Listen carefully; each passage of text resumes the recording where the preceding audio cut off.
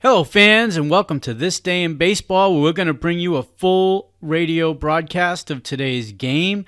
And before we do that, I just want to thank Classic Baseball Radio, and there's a link in the notes where you can check out their full channel. They have many great radio broadcasts. And while you're listening to today's game, if you want to check out much more about the game and the players, look on the links below, and you're going to see links to player pages, the date the game happened, the year it happened, and the play-by-play. Enjoy the game, and check out the links while you're watching the game, and please don't forget to hit the subscribe button so that every time new content comes out, you're going to get that firsthand. And thank you again for checking out This Day in Baseball, and enjoy the game.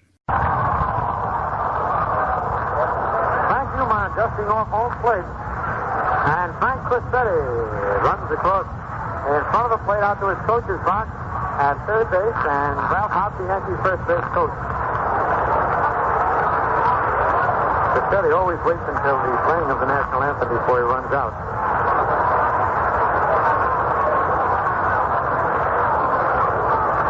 Paul Foytak on the mound. Richardson tries to bunt. The first pitch is fouled, strike one. Richardson batting .274, has 10 doubles, 3 triples, and 12 runs batted in.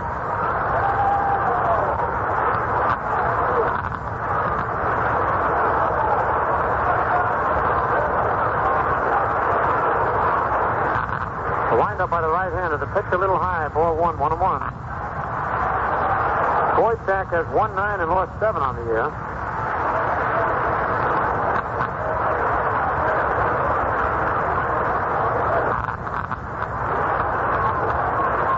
Here's the 1-1 pitch. It's just outside, ball 2-1.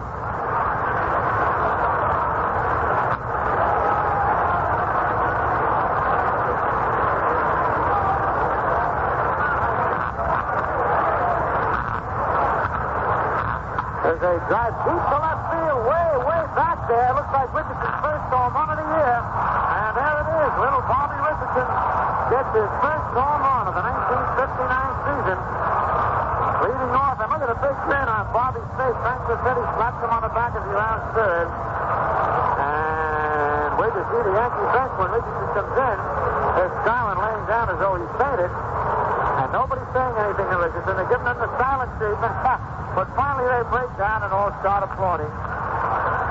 Bobby Richardson will be getting slapped on the back. Now the whole team's coming over to congratulate Bobby as the Yankees take a 1-0 lead here in the top of the first inning. Norm Stephen, the batter, takes the pitch over, strike one call. That's quite a thrill for Richardson. There's a curve outside, ball 1-1-1. Stevens batting .271. He has 13 doubles, 10 homers, and 40 runs batted in. This is Foytak's 23rd game. Ball is a starter. There's a fastball fouled back out of play. 1 ball, 2 strikes on Stevens.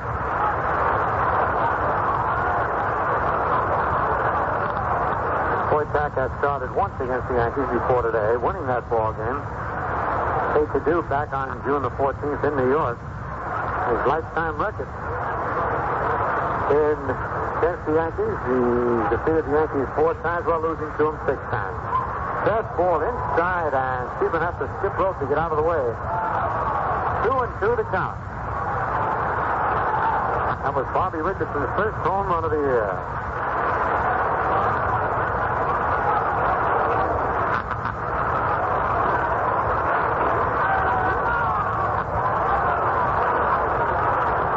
Here's the 2-2 pitch. It's inside, ball 3. Full count on Stephen.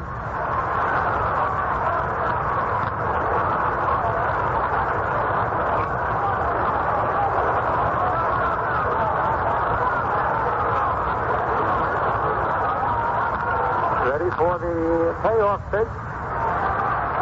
To Stephen, he pops it high in the air. True field in back of second base on the outfield grass. Is under it. Makes the catch for out number 1. As Sebring pops to the shortstop, 1 away.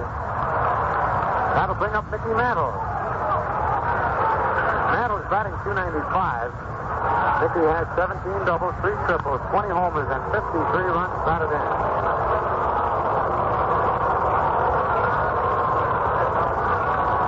That was not only Richardson's first home run of the year, but his first Major League home run in regular season play or World Series play. Pitch to Mickey is fouled back, strike one.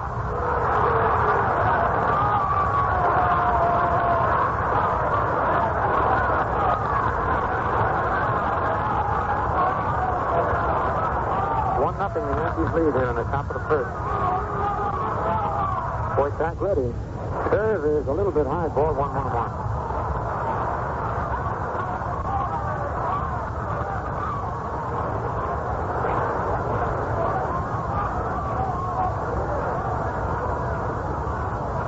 There's a curve low outside. Ball 2-1 on Nick.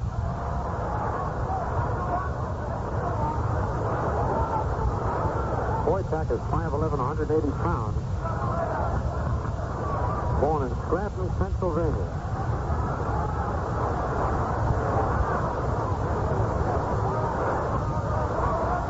Pitch to Mickey is a curve high, ball 3-1.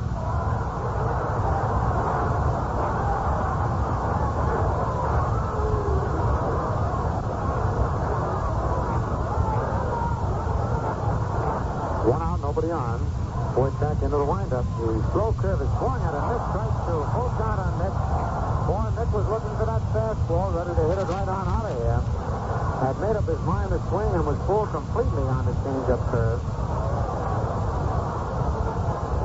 Got to have a lot of confidence in that pitch to throw it on 3-1. Even more so to throw it on 3-2. Let's see what it is. Here's the payoff pitch. Fastball popped foul. There he goes, shaking it over towards the stands. But it's going back in and out of play.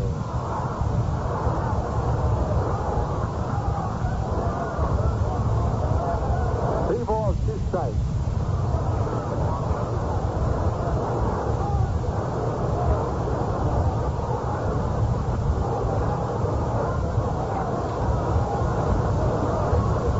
Wojtak with a new baseball. That's the sign from Red Wilson. Here's the windup.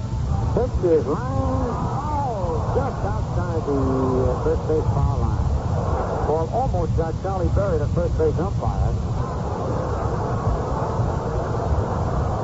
Big Gus Zernial, who's playing first base, lunged for the ball. And it went by Gus in fair territory, but just landed in foul territory. Again, the 3-2 pitch. Strike 3 called. Mantle takes a fastball down the middle. Mickey Mantle called out on strike.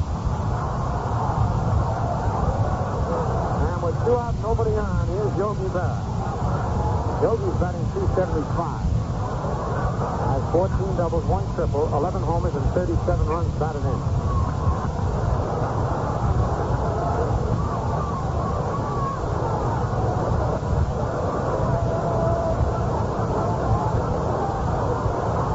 Nobody on. Yankees one side. There's nothing. There's a fastball on the outside corner. Strike 1 call.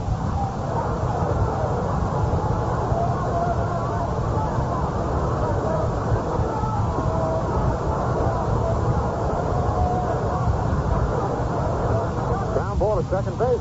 Zernial starts the backhand. His left view over the throw to Wojtak coming. He drops the ball. Wojtak nonchalanted that throw from Ted Lefty and dropped the ball. An easy chance. That'll be an error charge to Wojtak. Zernial, of course, who hasn't had too much experience as a first baseman, went way out of his range to try and backhand that ball. Lefty caught the ball without moving in his tracks. Wojtak was there in plenty of time, but tried to backhand the ball with just one hand and dropped it, so Yogi's on. Brings up Hector Lopez, the Yankee third baseman, batting .282.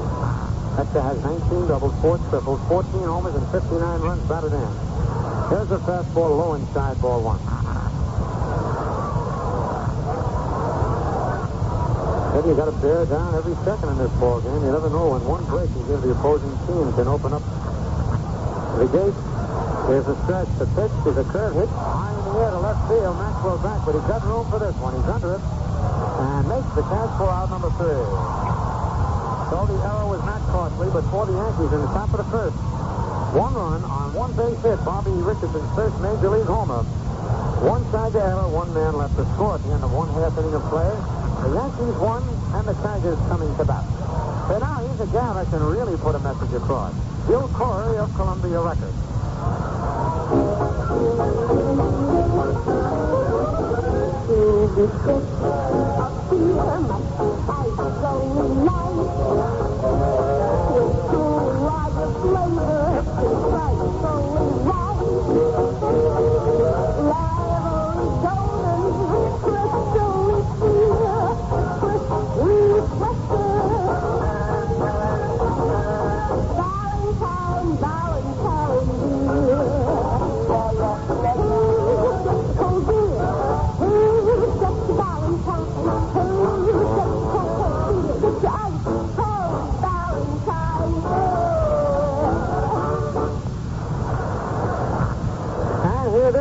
Valentine beer is a crisp kind of light with 2 lager flavor. That's why folks call it the Crisp Refresher. Just try it and treat your thirst to Valentine. Whitey Ford is out on the mound for the New York Yankees. Whitey's won 10 and lost 6. Against the Tigers, he's having a rough time. He's won 1 and lost 2 this year. And his lifetime record against Detroit, 7 wins and 6 defeats. Yet his lifetime record in the big leagues, 115 wins and 46 defeats. Eddie Yost leading off for the Tigers. Home at his first time at bat last night. Yost batting .252, has 13 doubles, 13 homers, and 35 runs batted in.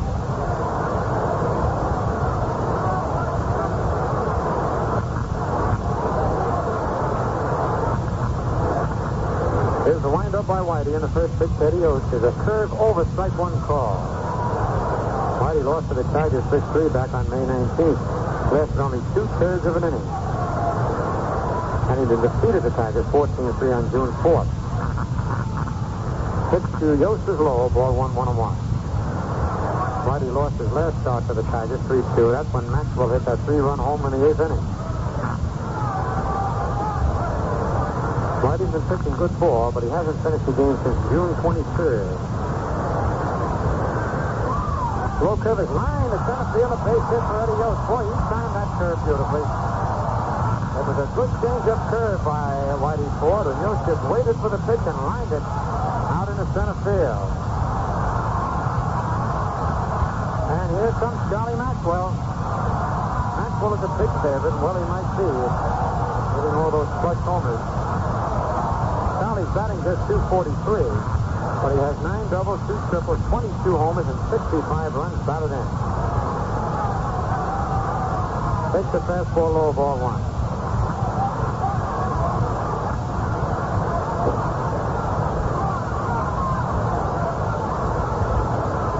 Ford tosses the ball to first base, but Yost is standing on the bag. 1-0, the Yankees are leading here in the bottom of the first inning. Whitey checks. The pitch is low, ball 2, 2-0.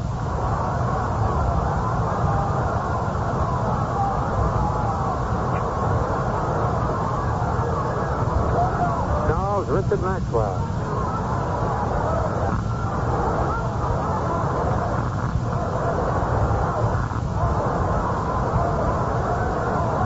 Here's a stretch.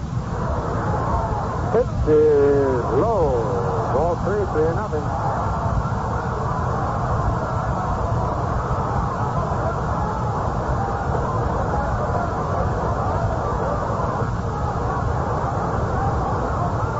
With a short leadoff first. Here's a stretch by Whitey. The pitch is low, ball 4. Maxwell walks on 4 straight pitches. Yost moves down to second. Maxwell at first, and here's Harvey Kuenn.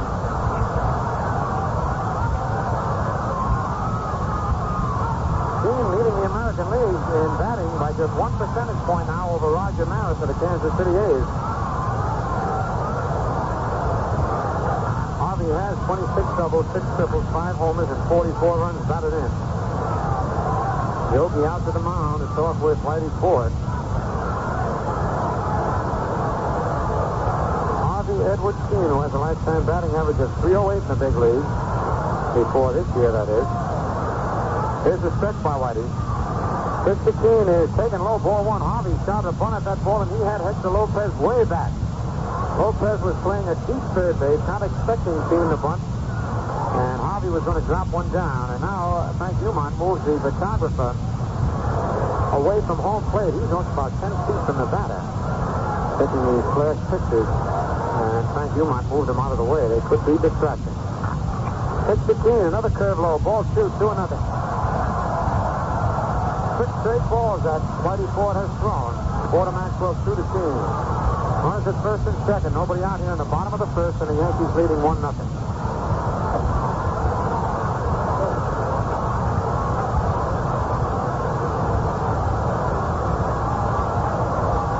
Here's the stretch. The 2-0 pitch is hit deep to center field, left center, way back. Mantle digging, and makes the catch. Joe stands up. Easily moves to third base. Nice play by Mickey Mantle, just in front of the 400-foot sign in deep left center field. Joe tagged up and easily went to third. Maxwell did not tag up. He was waiting at second base to see if the ball could get by Mantle, and then had to beat a hasty retreat to first base. So the Tigers have runners on first and third with 1 out. And here's Al Kaline. Kaline having himself a fine year, batting .340. He's third in the American League in batting. Has 14 doubles, 1 triple, 16 homers, and 57 runs batted in. Albert William Kaline.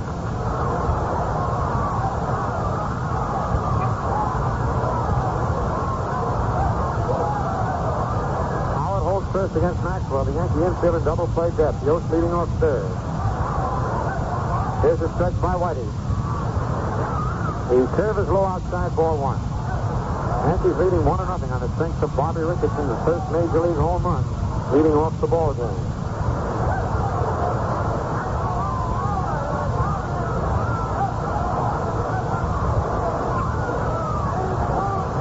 Sylvie kneels down, gives the sign. Whitey stretches. Runners lead off first and third. Curve in the dirt, ball 2, 2-0.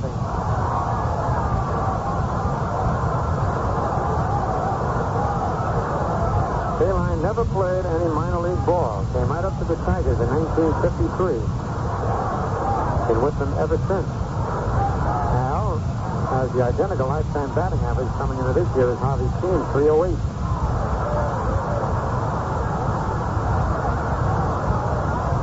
Whitey sets again. Service hit on the ground to second. Richardson to Brickell for 1. Back to first. He's out. A double play. They got the double play, and Henrik and Kaline are arguing with Berry. And Kaline tripped a little bit as he tried to beat out that return throw from Brickell. It was a good double play from Richardson to Brickell to Howard. And so the Yankees get out of a jam there in the bottom of the first. The Tigers come up with no runs on 1 base hit. No Yankee errors and 1 man left to score at the end of 1 full inning. The Yankees nothing. Rather, the Yankees 1 and the Tigers nothing. Let's not make that mistake. The Yankees are having a tough enough time winning without me taking a run away from us. Quick look at the scoreboard in the American League. At the end of 3.5, Cleveland 3, Washington nothing. Pitcher against Mac Lick. Boston at Kansas City tonight. Baltimore scored in the top of the first. The White Sox are batting. Odell against Shaw. In the National League, St. Louis at Los Angeles starts later on. Chicago at San Francisco starts later on. Philadelphia, Cincinnati, Cardwell against Nuxall, and Pittsburgh at Milwaukee, 0-0 at the end of 1. Law against Burdett. Just a quick note here for you folks who are planning on seeing Paul Hahn, the Ballantine Trick Shot artist, on his golf tour this coming Wednesday night at Fairlawn Driving Range, Fairlawn, New Jersey. We just want to let you know that the starting time has been changed from 8 o'clock to 8:45. You know, they've been making announcements that the time would be 8 o'clock. Well, it's just been changed to 8:45. That's next Wednesday at the Fairlawn Driving Range.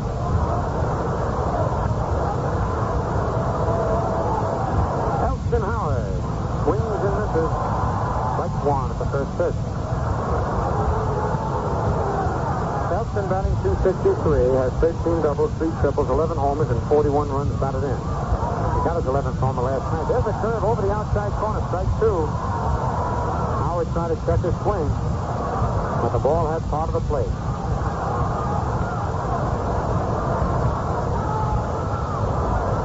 Wind up by Foytak. The ground ball, backhanded by Yost. Nice play. Goes over to Verniel, one away. Eddie Yost still has those quick hands.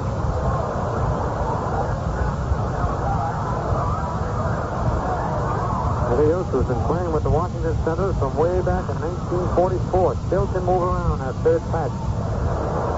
Here's Hank Bauer, the Yankee right fielder. Hank's batting .248, has 12 doubles, 7 homers, and 24 RBIs. Another ground ball to third. It's an easy one on a big hop to Yost over to Verniel. 2 out. Those are the kind an infielder likes to get, those big high school hops, as they call them. Here's Fritzy Burchell, who has been filling in very well for McDougal at shortstop. Burchell's batting .227. 5 for 22, no extra base hits, 1 run batted in.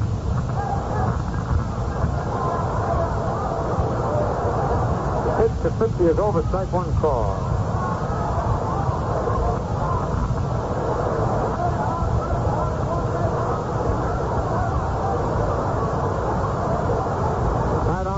Strike 2. Nothing is 2 on Burchell. 2 out, nobody on. The Yankees lead 1-0. We're in the top of the second.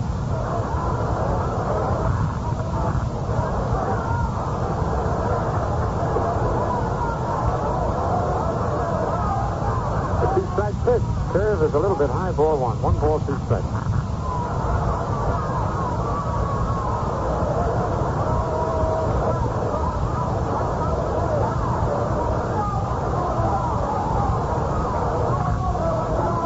Sets the sign from Red Wilson. Overhand curve just outside. Foytak started to walk off the mound. He thought that had part of the plate. But it was just a little bit outside. 2 balls, 2 strikes, and 2 outs. They saved Burchell a little bit in left field, figuring Fritzy's a quick pull hitter. Pulls that bat right on the end. The 2-2 pitch is a ground ball to short. Hill up with the ball. Over to Verniel. That's all for the Yankees in the top of the second.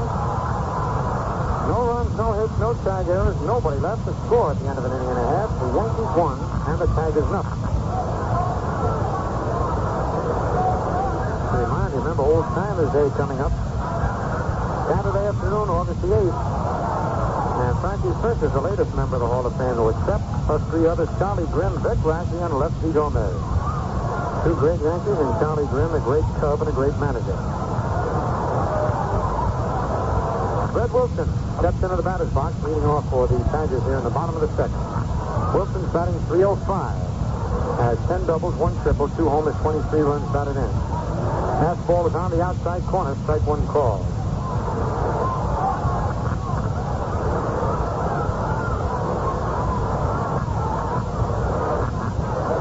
Wilson's one of those players, like Frank Bowling, who have good luck against Yankee pitching. Fastball outside and high, ball 1-1-1. Seems like this year all the Tiger hitters are having a great deal of success against the Yankee pitchers.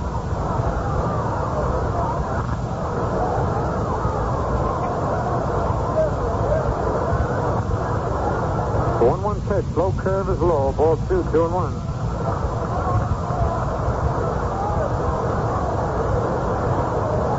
The Yankees have only won 3 of the 12 games played against the Tigers this year. Tigers winning the other 9.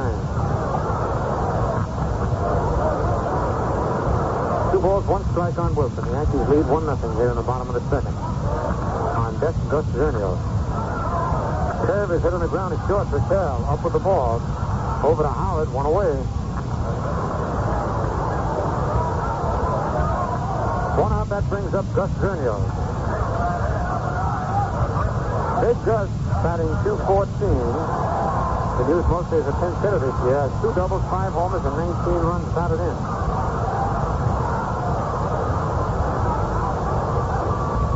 Gus Edward Verniel, nicknamed Ozark Ike because of his tremendous shoulders and arms. He's really a big boy. Ford's first pitch is a curve hit on the ground in the hole, and deflected off Lopez's glove in the left field. It's a base hit. Seaman up with the ball, and Verniel's on with a single.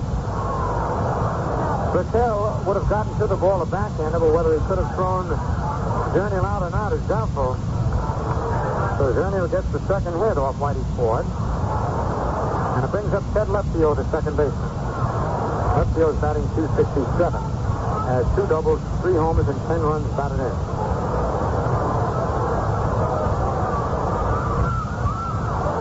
Whitey stretches. He pitch to left field. Is line to right field. A base hit. And maybe extra bases. Daniels around second, going for third. Left field holds up as Powers fast fielding holds it to a long single. That ball was beautifully placed by left field. He stroked an outside curveball to right field. Hit number 3 off Whitey. And as Yogi gets out to the mound and starts the forward wheel pause for station identification.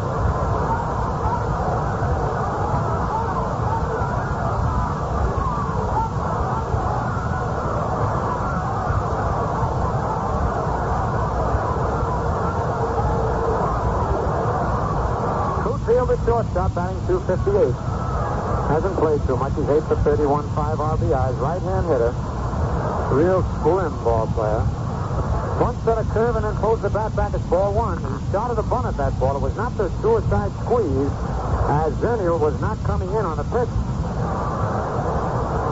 1 ball. The scoreboard had strike 1 up there. It was an easy play to miss, because Veal started a bunt at the ball, threw the bat back just in time. Here's a stretch by Whitey. Runners lead off first and third. 1 away. Curve outside, ball 2, 2-0.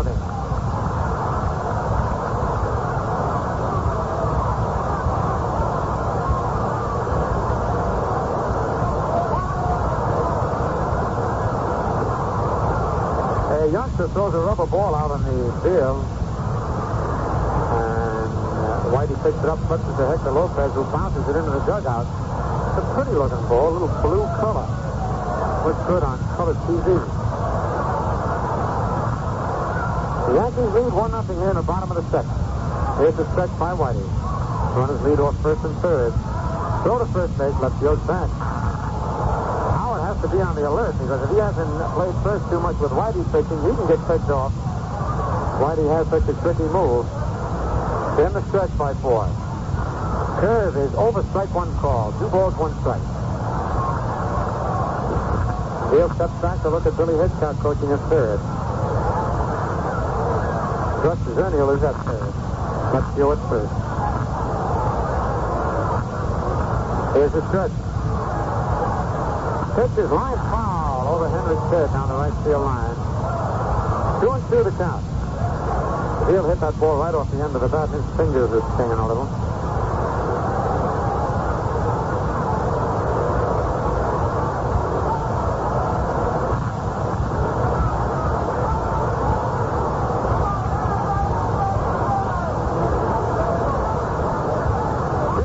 Strikes 1 out. Whitey stretches. Curve is line over Richardson. How do you like that? Veal actually tried a second swing and hit one of the best line drives he's ever hit in his life. Ford fooled him with a breaking ball, and Veal started his swing, stepped his swing, stopped it, and the ball went on a line. Richardson was ready to leap for the ball and realized it was too far over his head. The ball game tied 1-1 as Zernial comes on to score. And left field holds at second base. Boy, I'd say that. That's hit number 4 off Whitey. And here's Paul Foytak, the pitcher, coming up with runners at first and second, and 1 out. The score tied 1-1. Foytak batting .091. He's 4 for 44. No extra base hits, no RBI. Pitch is bunted in front of the plate. Ford up with it, goes to third base. He's trying to get Lopez. No chance for to Lopez in time to get left field. The L's have thrown me today. It was a pretty good bunt, but Ford really got off that mound. He had left field by quite a bit at third base. Veal moved to second. Foytak is safe at first. It's the 4th play. From Ford to Lopez, 1 to 5. Here's Eddie Oates, who singled to center in the first inning.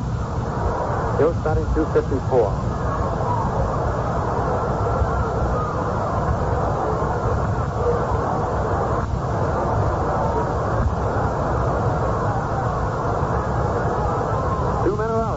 Score tied 1-1 here in the bottom of the second.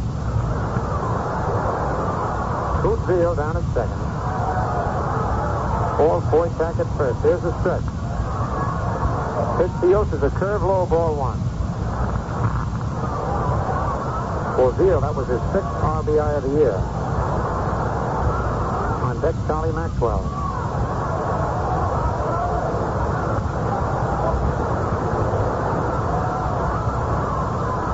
Whitey stretches.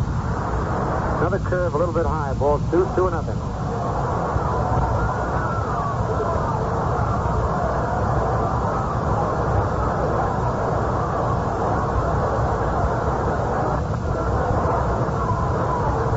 Overcast day here today in Detroit. Hill steps out of the box, puts some dirt on his hands. Now he's ready to go. Whitey set deal off second. The curve is high, ball 3-0.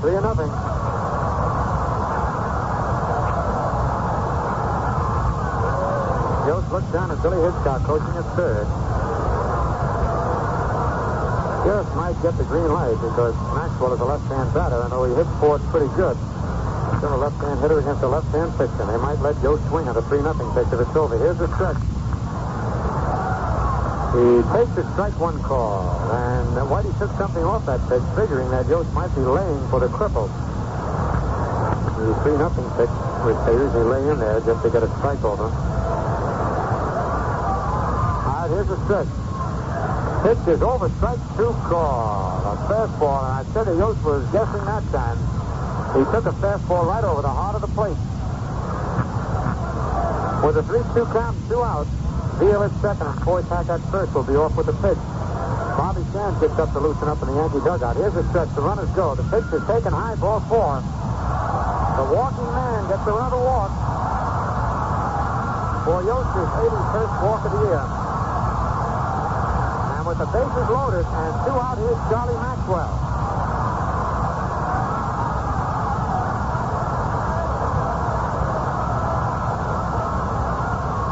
It was Maxwell's 3-run homer in the 8th inning. That cost Ford a ball game last time he started against the Tigers.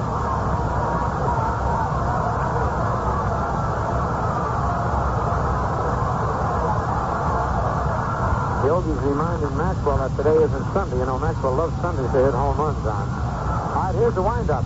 He pitched to Maxwell. It's a ground ball. Off both Tigers, running in short left field. He'll score. Here comes Foytack. And he'll score, and the Tigers take a 3-1 lead.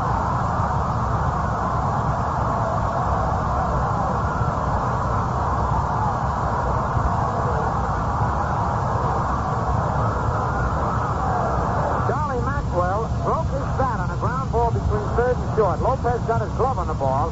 Deflected it away from Purcell in the short left field.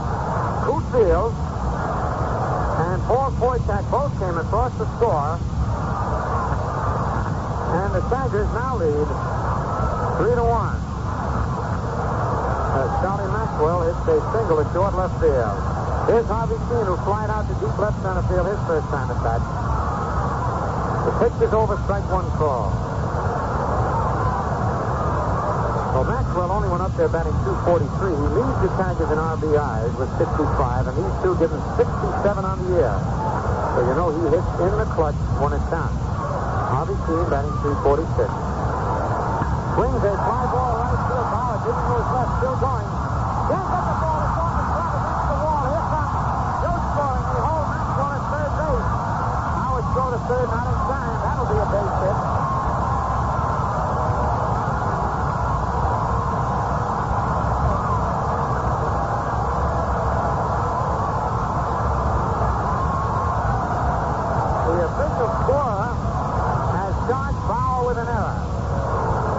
Pretty rough call, if I might say so. Bauer was running as hard as he could to his left, reached up as high as he could. The ball hit off the fingers of his glove and rolled to the wall. And Hank Bauer is charged with an error. So the official scorer, realizing that Harvey Keene has a good chance to win the batting crown, still gives Bauer the error. So no RBI for Harvey Keene. As another run scores, and the Tigers now lead the ball game 4-1. Whitey Ford is out of the ball game. Whitey Ford leaves the ball game after pitching 1 2/3 innings. He allowed 4 5 base hits, walked 1 man, didn't strike out anybody, and has allowed 4 runs so far. Only 3 of those runs will be earned off Whitey, as the error by Bauer permitted the other one, and any other runs that score will be unearned in this inning.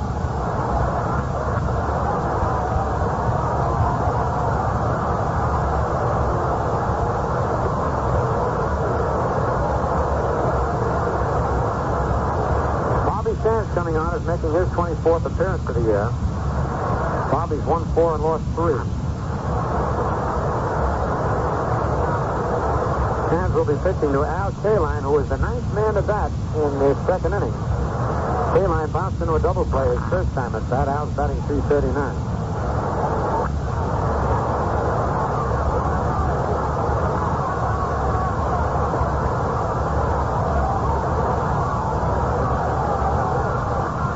All right, Kaline steps into the batter's box. Maxwell is at third. Dean is down at second. There are 2 out, and the Tigers lead 4-1. We're in the bottom of the second.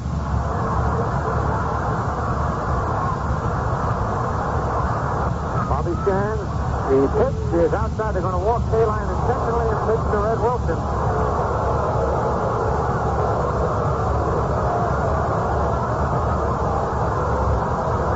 Fans getting on Sands and the Yankees a little bit. They want to see Kaline hit, but Casey Stengel playing the percentage.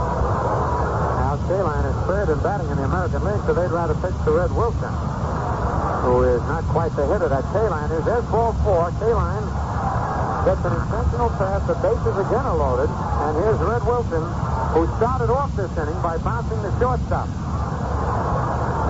So Wilson could conceivably make 2 outs in 1 inning, which is a little embarrassing. But I played on a club with Kansas City in the American Association where we batted around 3 times in 1 inning. 2 out, the bases loaded. 4 runs in, the Tigers lead 4-1. Sands into the windup. His pitch to Wilson is low outside, ball 1.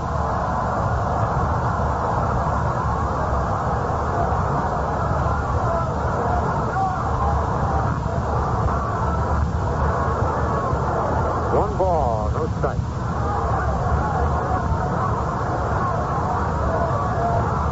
Here's the windup by Bobby. Curtis line. Oh, what a play chance. They knocked it down, picked it up, goes to first. He's time for the out. A tremendous play by Bobby Sands, and I don't believe there's another pitcher in the big league who could have stopped that ball and then gone back and picked it up and thrown the runner out. A vicious line drive that almost knocked Sands over. He knocked it down, reached for the ball once, moved it away, then reached again, picked it up, and fired to first in time to get Wilson. And I say 99 out of 100 other pitchers would not have gotten down in time. That ball would have gone right through their legs out to center field for a base hit. And Red Wilson has the distinction of making 2 outs in 1 inning here in the second inning. He led off the inning and ended the inning.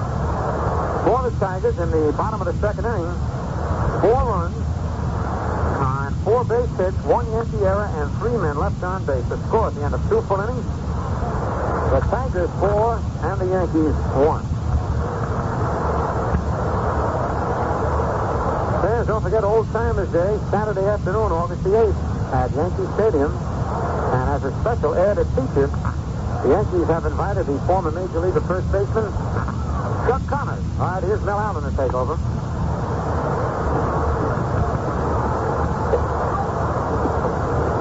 Hello there, everybody. It's the first half of the 3rd inning. Bobby Sands is the first scheduled batter.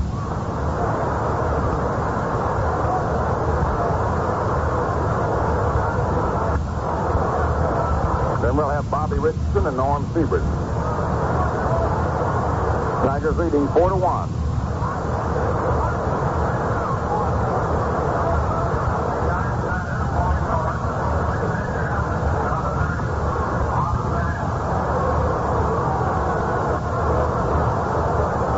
Ball 4 attacks to the windup, delivers. Fastball over, strike 1.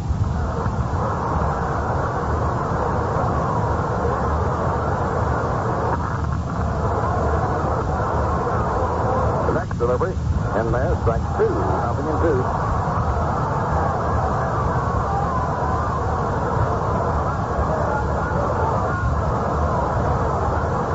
The Tiger right-hander gets the sign from Red Wilson, swings to the windup, fires away, and Bobby takes inside, ball one. 1-2.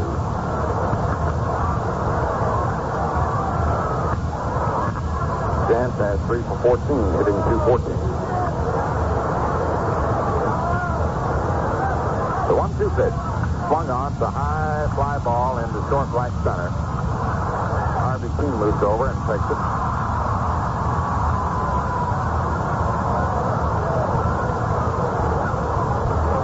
One away, and the batter now is Bobby Richardson, who opened the game crowding his first Major League homer for the Yankees' only hit and run. Batting .277.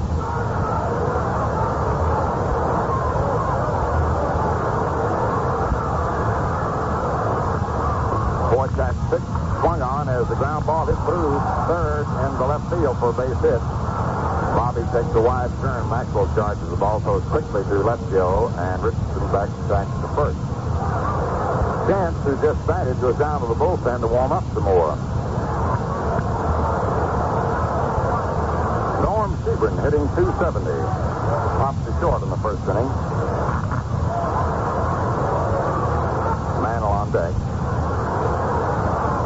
Tigers leading 4-1. Throw to first, Richardson's back.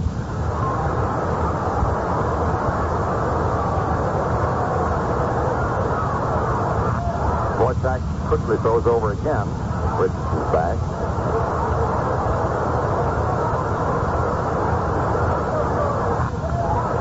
Already another throw over. Richardson's back.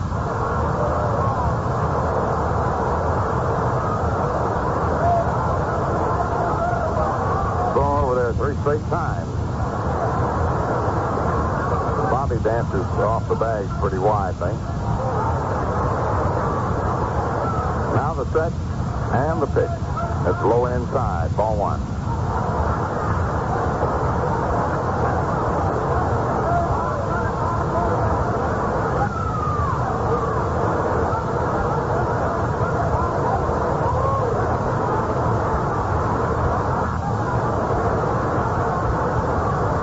Delivers. Sebring swings and hits a high fly ball to deep left center. There goes Maxwell back to the screen, and he reaches up and grabs it. Richardson, who had already tagged second and turned it, goes back, retags, and races back to first. Sebring almost put the Yankees back in the ball game. He hit to the opposite field, the deep left center. Charlie Maxwell went over and caught it with his back against the screen. Two down. Mickey Mantle steps up, hitting .294. Took a third strike in the first inning. 2 outs and 1 aboard. Boychuk to the stretch and the pitch. Swung on his missed, strike one.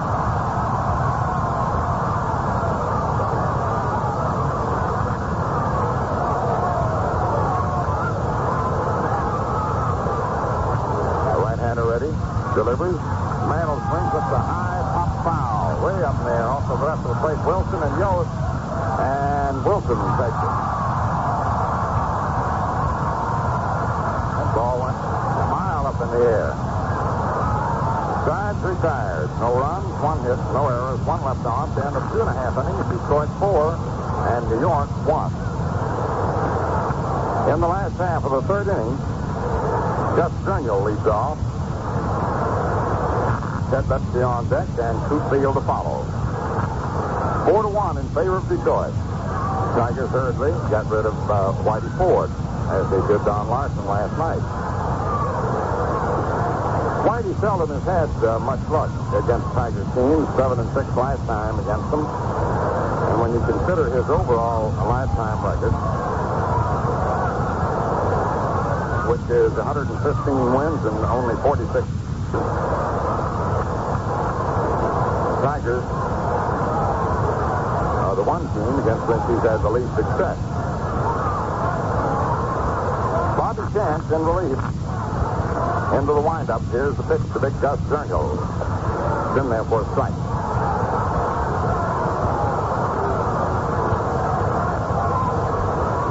who has been mostly a pinch hitter, part-time player, recently installed at first base. The delivery change-up is lined, leaping catch by Lopez at third for the out. One away.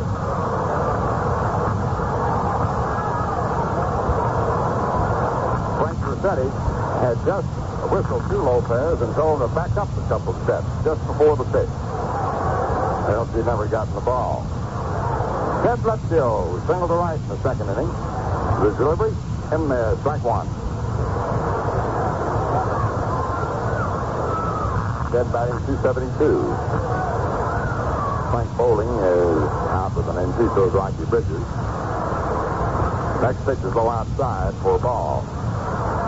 Bridges sprained an ankle last night. Bowling has huge blisters on his right foot.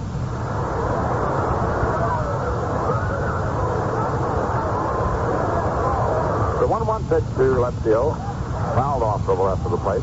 Strike two, 1-2. The Yankees had some good news with the arrival this morning of Bill Skowron, who had been to the Mayo Clinic, checking on his back. McDougal doesn't feel any better. No Curley. No Kubek. No Terry. Next pitch is swung on and fouled back out of play.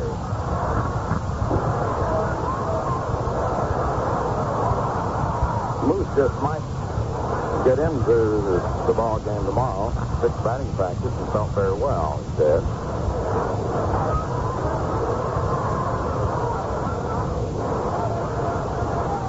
Bobby Chance to the windup and the pitch. Low outside, 2-2 on a let-up screw ball.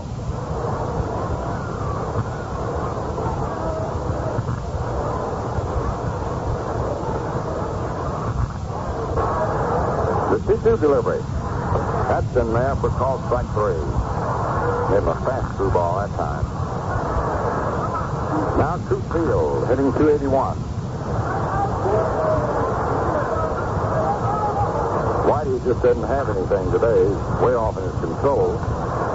Got out of the jam in the first inning, but quickly got back into it in the second. And the Tigers were quick to hop on him.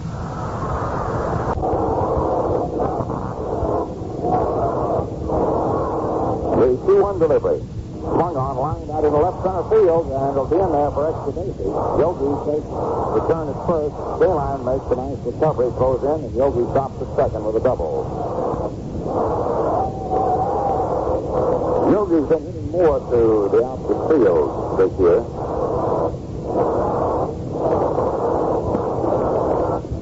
Hector Lopez hitting .281. Flying to left field in the first inning. He got his hands on two balls in the second inning and went for base hit.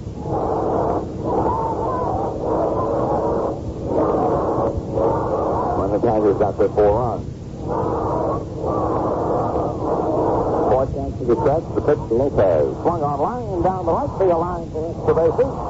Yogi round third, comes in to score. Lopez round first, clean up to the ball, throws to second, and Lopez is on second with a double.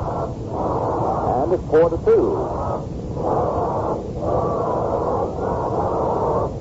Lopez riding in his 60th run.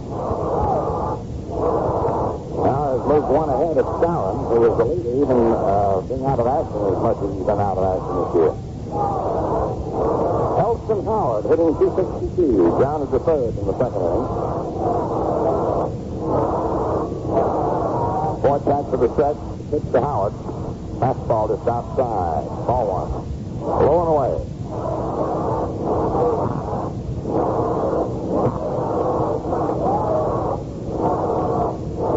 Fourth back, getting the sign from Wilson. Into the stretch, the pitch to Howard. Over for a strike, 1-1.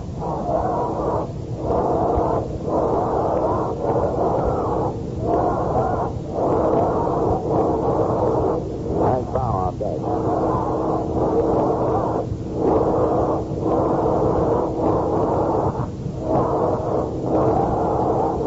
Score right now, it was when they wound up last night. Howard swings and grounds it to the back. Lopez holds second. Throw goes to Zunga, and Howard retired. trying to hit through the middle. Hit it just to the left of the man. He looked onto the field. Boypak darted over and backhanded it. Now Hank Bauer hitting 247. That was a big play if you look at baseball games. He got the runner over the third. He's in position to score on a fly ball. Now you need the hit other than imperfection play. Hank takes blowing away. Ball one.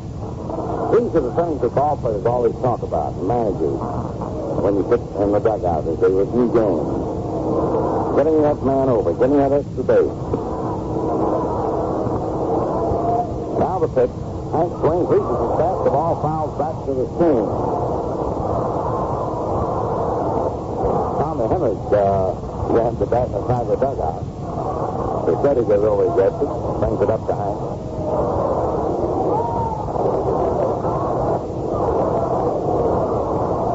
Henry was swinging for the seat. One ball, one strike. One out, one in. 4-2 Detroit, fourth inning. Lopez off second. The pitch to Bauer. Swung on. There's the drive to deep center. There goes Kaline back deep and makes the catch. And Lopez flags up and too late. He's back to second.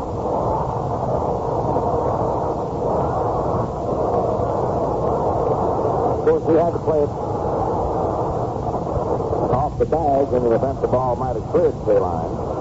And hit it deep but straight away. Now Fritz Patel is grounded short in the second inning, batting .217. So you see the player I was talking about. If Howard had gotten Lopez over to third, he'd been across the plate on that ball. And been 4-3. Here's the pitch to Patel, and it's high for a ball. Of course, pitchers will change their pitching pattern sometimes in different situations. So you can't always be certain. Point back all set, delivers. Patel takes it outside, ball two. Not giving him much to bite at right here. With Stamp due up next.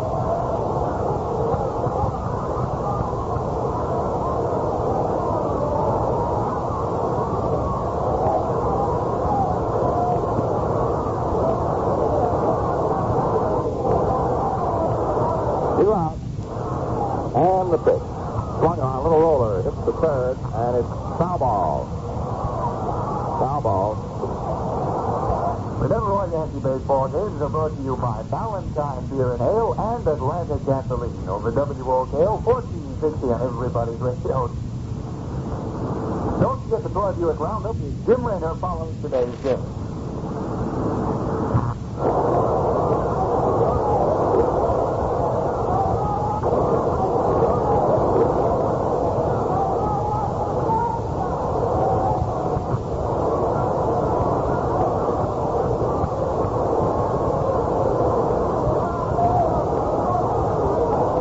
Delivers, Patel swings and pops it up to third. Eddie Yost under it. Waiting, makes the catch, and the side's retired. The Yankees got one run, 2 hits, and with no tug there was one Yankee left on. 2 lead-off doubles, and that was the end of it. At the end of 3.5 innings, Detroit 4, New York 2. We pause for station identification. This is WOKO in Albany, New York. Don't forget the Troy Buick Roundup with Jim Raynor follows today's game. Paul Poindexter is the batter as we play in the last half of the fourth inning. Bobby Sands in relief from Whitey Ford delivers to the right-hand hitter, takes the strike. Yost and Maxwell to follow.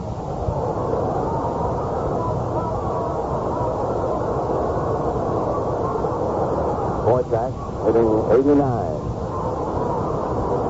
Swings and lifts the foul off first out of play. Howard digs after it, can't get to it. 2 strikes.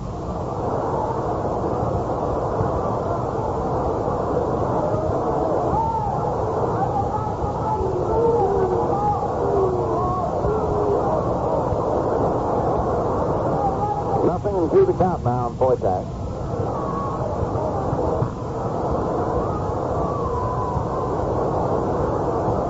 Chance's delivery is outside. 1-2.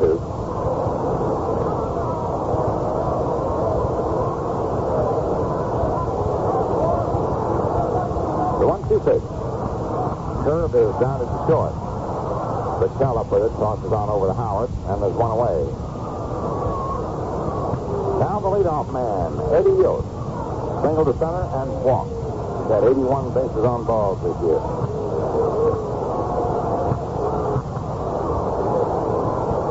He's been on base 156 times, not counting errors and being hit by Sid Straw. Chance delivers the right-hand batter. It's the outside corner, strike one.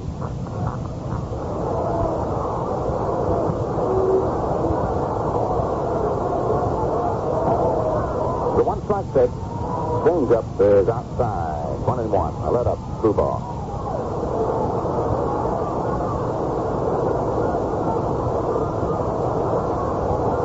One ball, one strike on Eddie Yost. Bobby Sands into the windup. In comes the pitch. Yost takes it inside for ball 2. 2-1.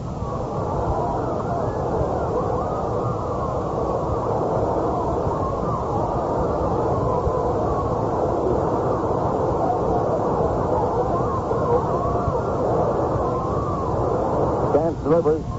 Yost takes in there. Strike 2. Slow curve. 2-2.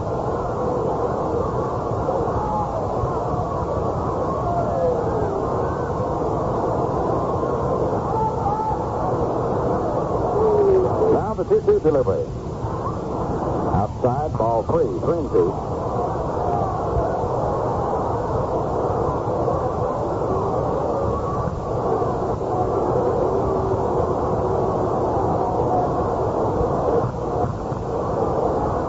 Full count on Eddie Yost. And the payoff pitch. Swung on a high bouncer foul down the third base line. Billy Hitchcock fielding.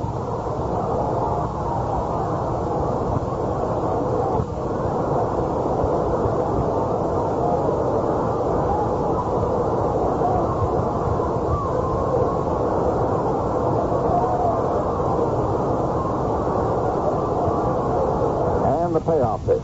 Swung on, bounced to short. Bichelle up with it, throws on over to first in time. That ball rolled up his arm into the crook of the elbow, but he uncooked it.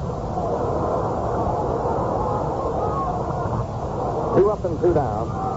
And here's Charlie Maxwell hitting 245, who walked and singled to left.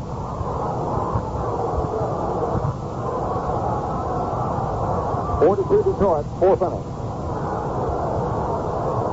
Pawpaw, they call him, from Pawpaw, Michigan. Chance delivers, fastball in there, strike 1.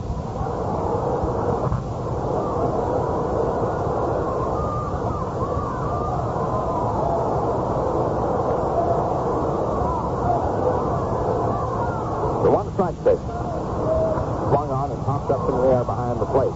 Yogi, Hendrick, waiting, and has it. Time's retired. No runs, no hits, no errors, no one left on.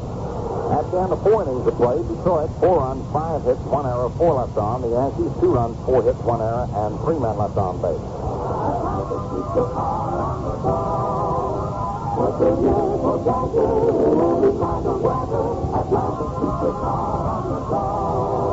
When you want to go places and do things, what a pleasure driving from here.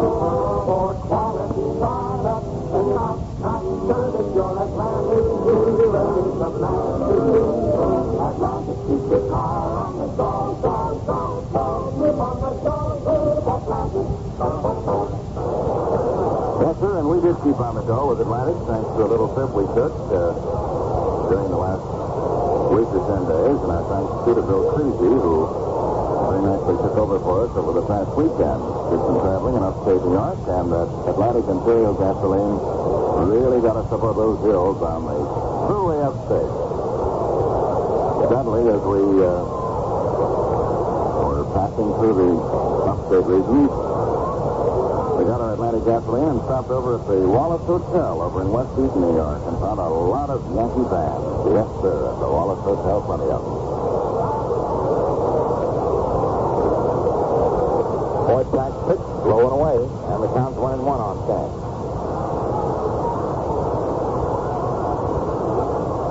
Bobby fired to short right in the third inning.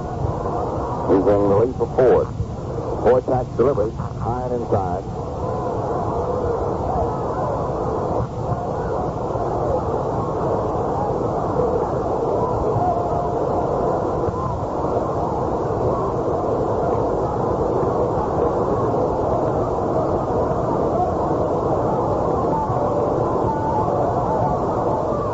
Two balls, one strike.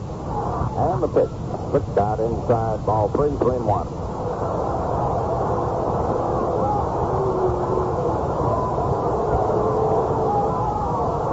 A 3-1 count on Robert Chance. Robert Clayton Chance, if you please.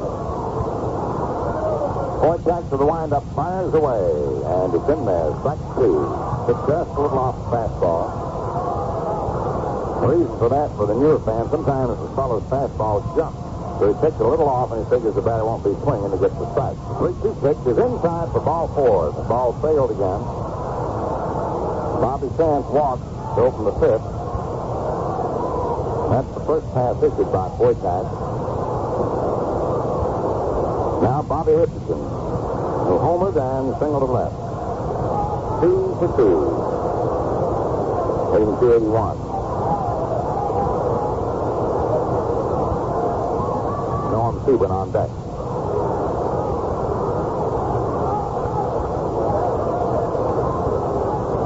Wojtak ready, delivers. The pitch is taken outside for a ball. Bobby bluffed the bunt.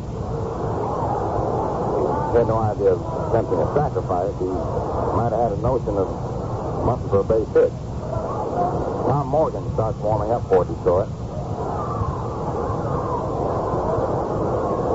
Wojtak ready. Richardson swings and misses. Strike one. He buffed the bunt, pulled the bat back, and cut trying to hit the opposite field.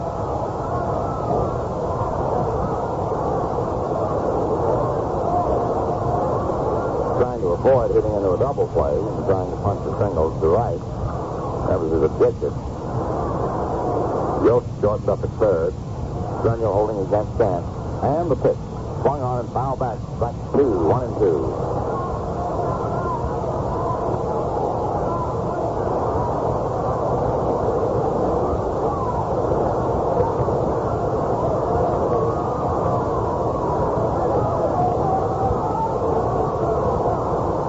Two strikes. The Tiger fireballer gets the time from Webb Wilson to the stretch and the pitch.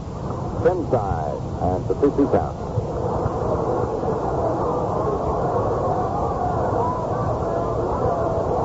Tigers leading 4-2. We're in the fifth inning.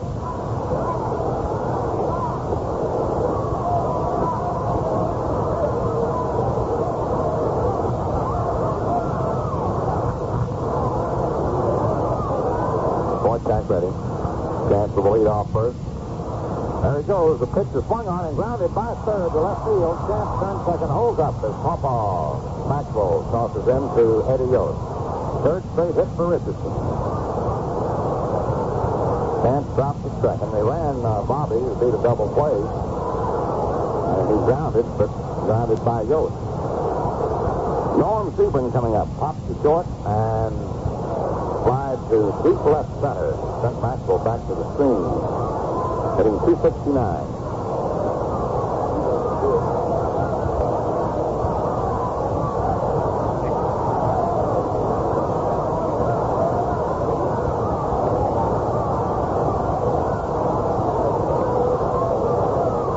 Here's the pitch.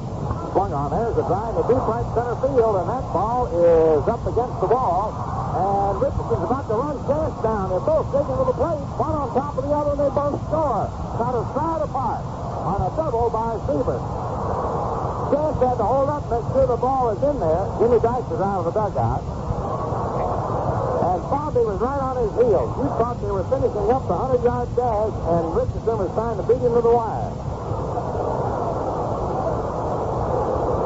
And the winner of the 100-yard dash is Bobby Chance. You know, that reminded me of a play. I didn't see it, but long before my time, I think it was Dixie Walker when he first came out with the Yankees. and Luke Gehrig. I believe I have my names right. Doctor's out. We're going to have Tom Morgan coming in. Score's tied 4-all. And they both were tagged out at home plate. Just like that. On a throw, it came in. They will run on top of the other. Throw came in, and catcher tagged them both out. Bang, bang.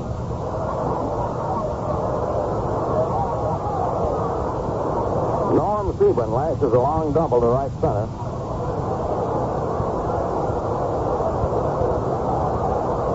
Scoring Stanton Richardson. Makes it 4-4. Sebring's 14th double, 42 runs batted in, and Paul Foytak is leading. That double took Whitey Ford off the hook. He no longer is involved in the decision. It was his game to lose. Foytak in 4 innings plus, nobody out in the 5th, giving up 6 hits. Walked 1.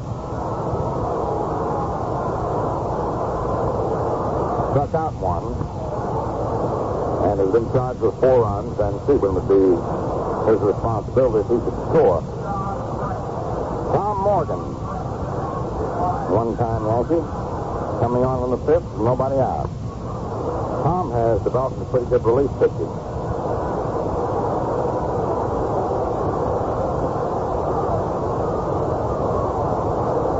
Mann will be the first batter he'll face.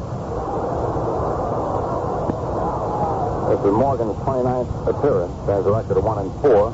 Earned run average of 3.39. Mantle took a third strike and fouled out to the catcher, hitting 293.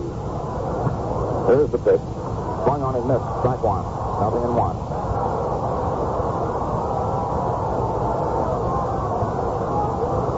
Berra on deck and Lopez followed.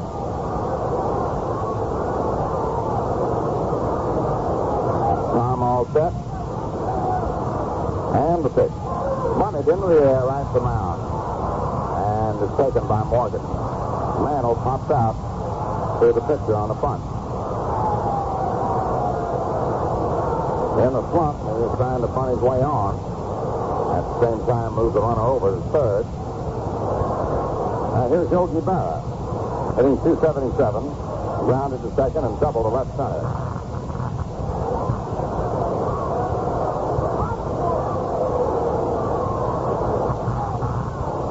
Schultz is warming up for Detroit. 1 out now in the 5th.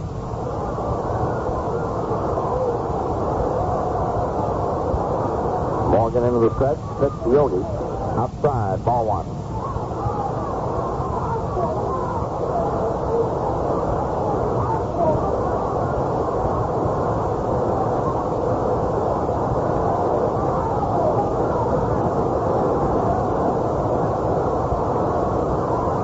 Morgan delivers to Yogi. Low. Ball 2.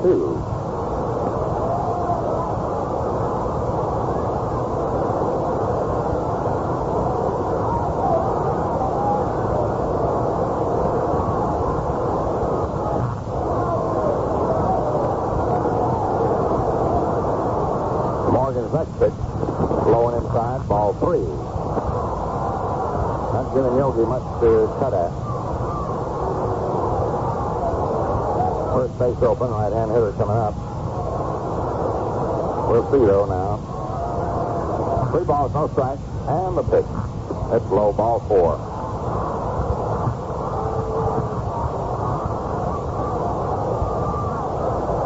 That was a so-called, apparently intentional walk. So what they do, you might wonder why some of these newer fans, well, why didn't you just go ahead and deliberately walk him? Well, they try to make him go after a bad pitch. You got to hit up on the count and make them hit their pitch. Failing to do so, you got a base open. Hector Lopez flying to left, double to right. The pitch is low, ball 1. Lopez hitting 283. Drove in the first Yankee run.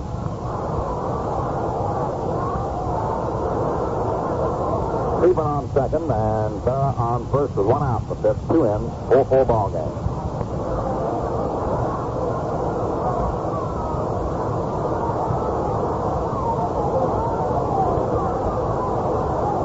Morgan ready. And the pitch. It's outside. Ball 2. Morgan hollers at Umont, wants to know where that pitch was.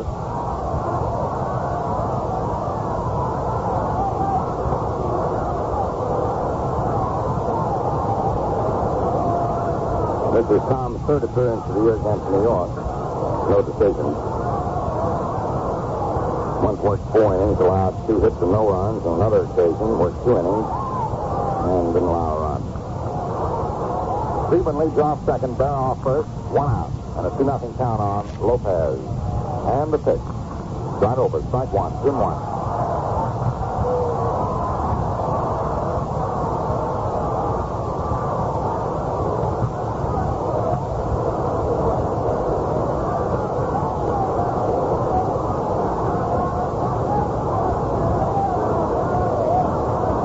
To the stretch, and the pitch. Swung on and fouled off to the left of the plate. Strike 2, 2-2.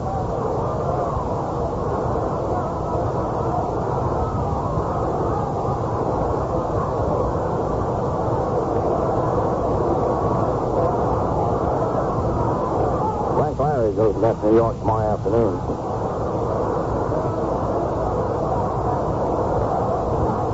2 on, 2 out, and a 2-2 count. 1 out, and 2-2 count. The pitch is swung on and fouled off out of play to the right of the plate.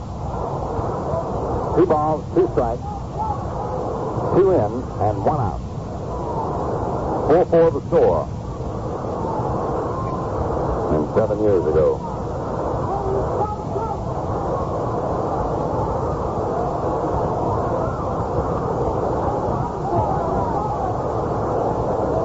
Tom Morgan in relief of Paul Boychuk. Gets the sign from Red Wilson. He's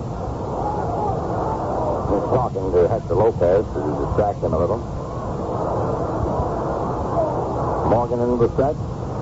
And the pitch. Swung on as a bouncer to Yost. Over to second for 1 out. Back to first. Double play. Morgan pulled him out of the jam. 2 runs for New York. 2 hits. No errors for the Tigers. And 2 Yankees left to board. Tom Morgan turned in his job in a fashion that Jimmy Dax wanted him to. And so at the end of 4.5 innings, the Yankees 4, the Tigers 4. Now, fans, let's take time out for a message about today's newest gasoline. New Atlantic Interior. Listen!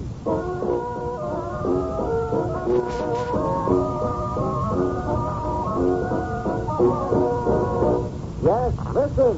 You'll like the difference. Here's engine knock. It can happen when you step down on the accelerator for full power. But knock can also happen when you press down partway to maintain cruising speed. Now, with new Atlantic Imperial gasoline, listen. Smooth, knock-free power. For full acceleration and for regular highway driving. 4 miles per gallon. For top economy. Yes, here's the sound of knock-free power that saves you money. Listen. You'll like the difference. Try new Atlantic Imperial gasoline to keep your car on the go.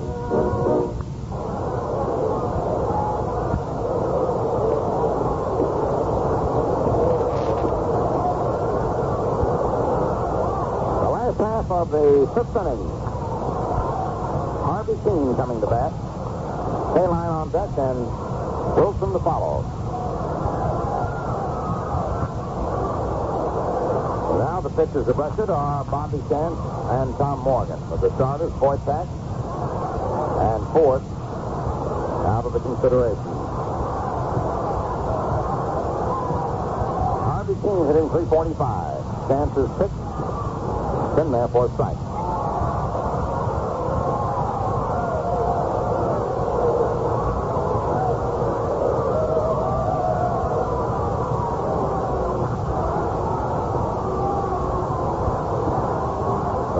Delivery. Outside, ball 1, 1-1. You know, no matter how long you watch ball games, and I guess I watched 3,000 or 4,000 of them. I mean, broadcasting. There are always some little things that intrigue you.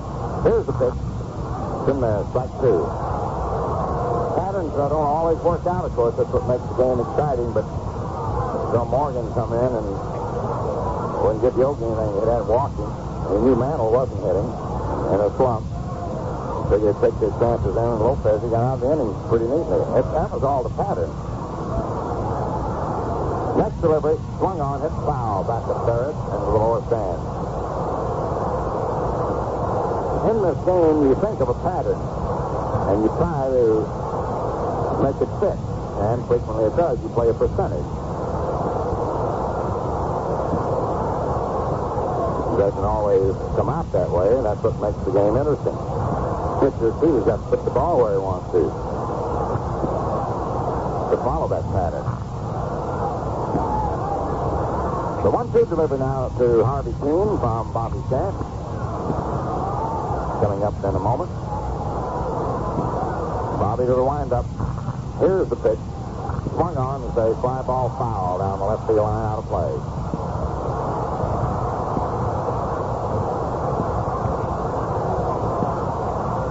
Little sparrow just flew up there on the screen off to our right. Not watching a game, he's watching the people. Right, turns around the other way. He's watching the game. The 1-2 delivery. Swung on, bounced towards short, but Carroll up with it. Throws on over to first, and the bad throw, and it goes into the dugout. It bounces off. The throw down to second, not in time, and Kuhn winds up on second. On a routine grounder. On and foul down the right field line, out of play. Strike one. Catch to that ball, and the others roar their approval.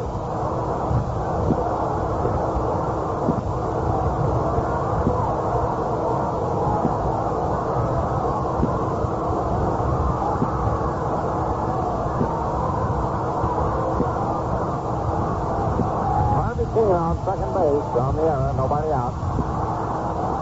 Here's the pitch to Al Kaline. Swings on it, it's a high fly ball into left field. Stevens under it, makes the catch. Kuhn holds it second. Kaline was hitting .339. Here's Red Wilson. Grounded to short, hit to the box, both in the second inning. He started the inning and ended it. Although he hit the ball hard the second time up with 3 men aboard, a wicked liner that Stamp knocked down. Gus Zernial to follow.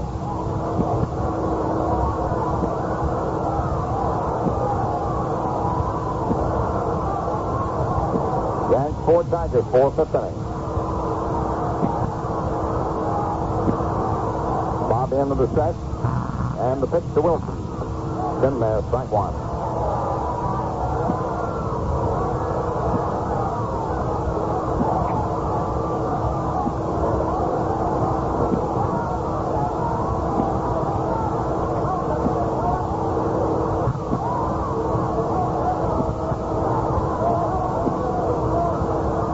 Again to set, Kingley dropped second. The pitch to Wilson. Swung on, grounded through the hole into left for a base hit. Here comes Kuhn around third. Here's the throw to the plate. Not in time. And it is tied before Detroit. Wilson singles to left to score Harvey Kuhn. And the Tigers are back in front, 5-4.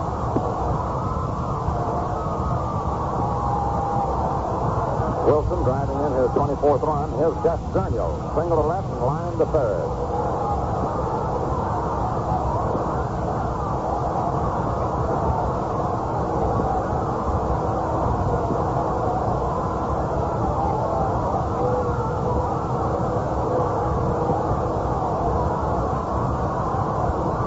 One run in, one on, and one out. The pitch to Zernial. Swung on his miss. Strike one.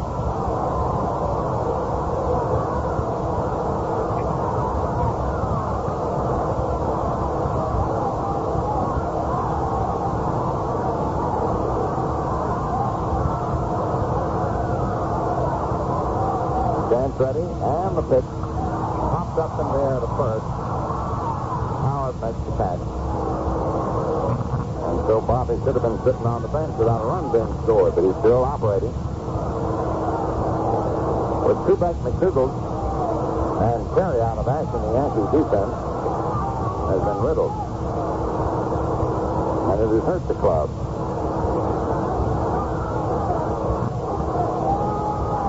Ted Vecchio, single to right, took a third strike, hitting .269. Here's the pitch to the right-hand batter. He swings and grounds it foul down the third baseline. Strike one.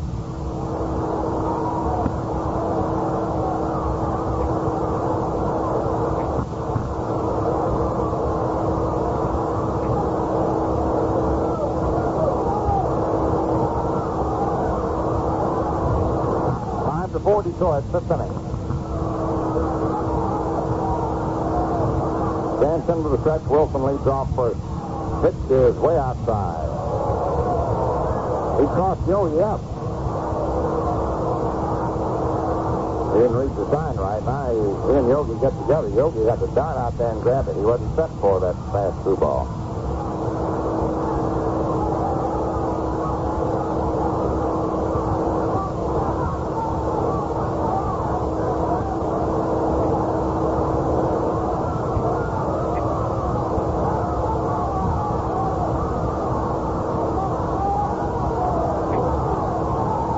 Into the stretch, checks the runner. Pitch to left field. It's over. 1 ball, 2 strikes. Down the curve.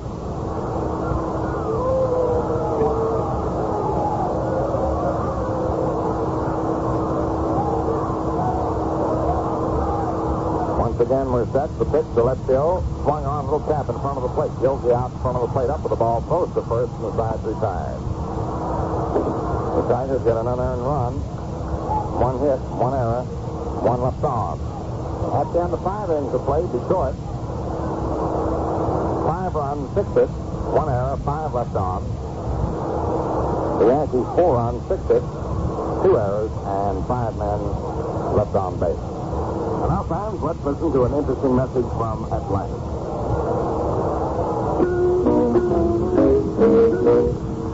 Makes good listening, doesn't it? And here's something else that makes good listening when you're on the go in your car. Smooth, knock-free power.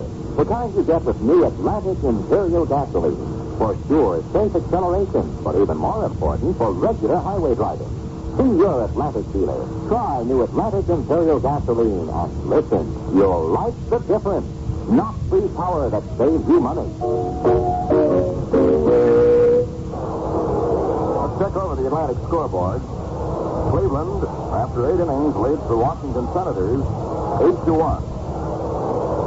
The Phillies in Cincinnati, the Phils lead 4-0. That game is now in the 6th inning. Milwaukee leads Pittsburgh 2-0. That game is in the 7th inning. Baltimore and Chicago in the American League, they're tied 1-1 at the end of 5 innings. Howard takes the curve outside, ball 1 as we move into the top of the 6th inning. Batting 261. Tom Morgan out on the mound. It's his game to win or lose now. Bobby Sands also for the Yankees. There's a curve over, 1-1 the count. Whitey Ford, who started the game, had he been charged with the loss, would have evened his lifetime record with the Tigers at 7 wins and 7 defeats. They'd have been the only team to come close to being 500 with Whitey. There's a high hopper. Going to have to charge this one. Yost. Here's Daniel inside. A beautiful play by Eddie Yost. It was a high hopper off home plate. That Coot Field couldn't have thrown Howard out. And Eddie Yost cut in front of the shortstop, caught it on the short hop, and really rifled it, so Daniel just did get Howard. One away. It's a pretty play to watch. Here's Hank Bauer, who bounced the third fly to center field. Hank's batting 246. There's a drive deep to left. Maxwell back. It's off the wall. And Bauer's around first and into second base with a double. Man, that was only a couple of feet from being a home run and tying up the ball game. Bauer doubles high off the left field wall.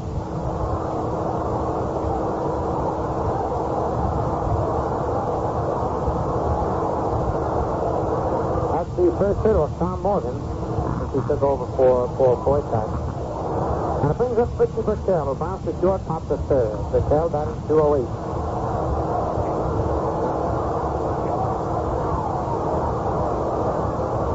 Powell leads off second. Left field taking him back.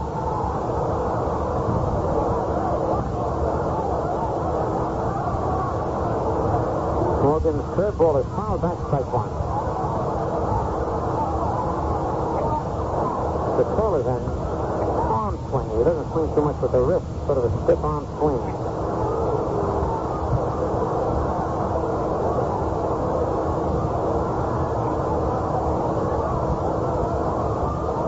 Morgan sets the sign from Red Wilson. Powell leading off second base. There's a stretch by the foul boy. The pitch is strike two. He swings and misses a sinking ball. Morgan, when he throws sidearm, the fastball, it goes down a little bit. Pitcher went all the way down on one knee after missing that pitch.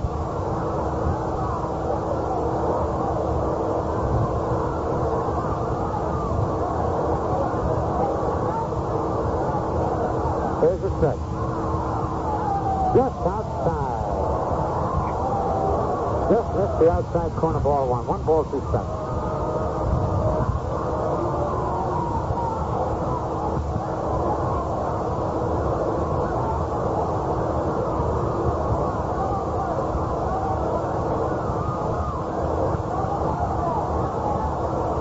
Well, the Indians won their ball game 8-1. Pitch is outside, ball 2-2-2.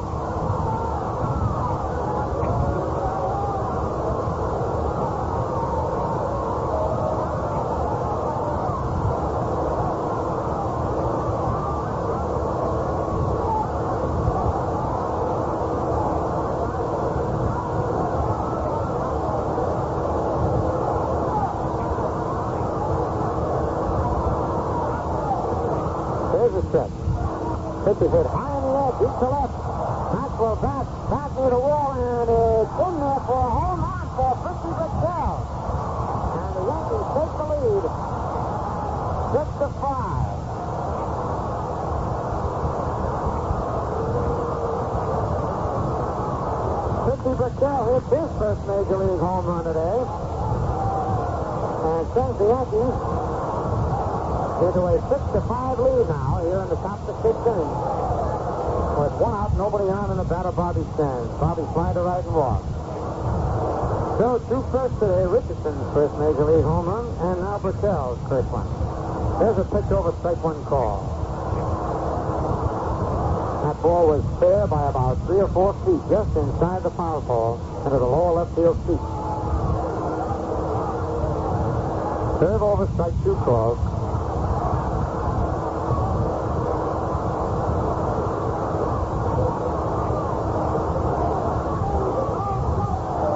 Morgan in the windup.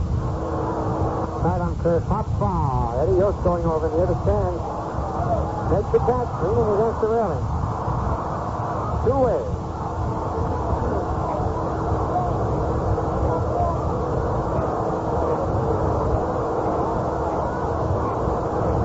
Bobby Richardson, who's had a perfect day, a homer and 2 singles. Driven in a run and scored 2 at the batter. Bobby's picked up 10 points in his batting average today, batting .284 now. Takes the pitch inside, ball 1.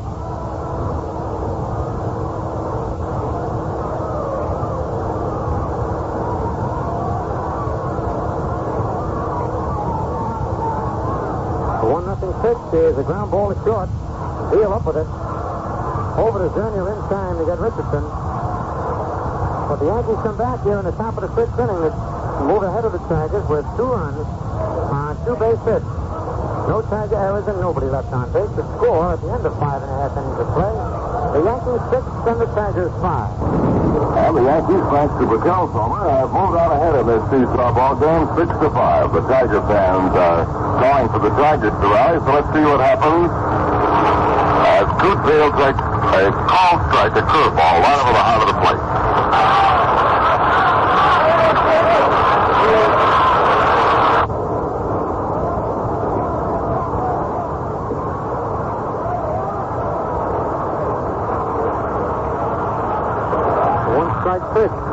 line to right field. That's in there for a base hit. Fowler was left. Up with the ball. Heel rounds first and then holds on as he slices a single down the right field corner. That's Field's second base hit of the ball game. And the second one off Bobby Stan. And it brings up Tom Morgan. This will be Morgan's first appearance at that full Foytak started for the Tigers. Foytak went 4 innings.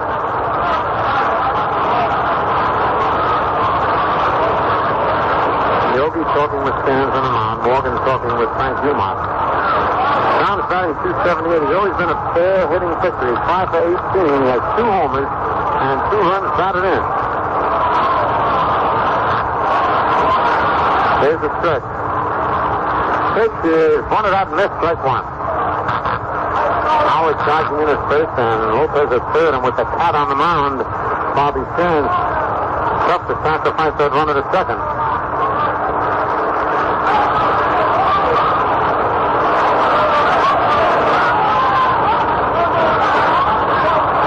Leading off first. Here's the stretch. Pitch is bunted over Sands' head. A beautiful bunt.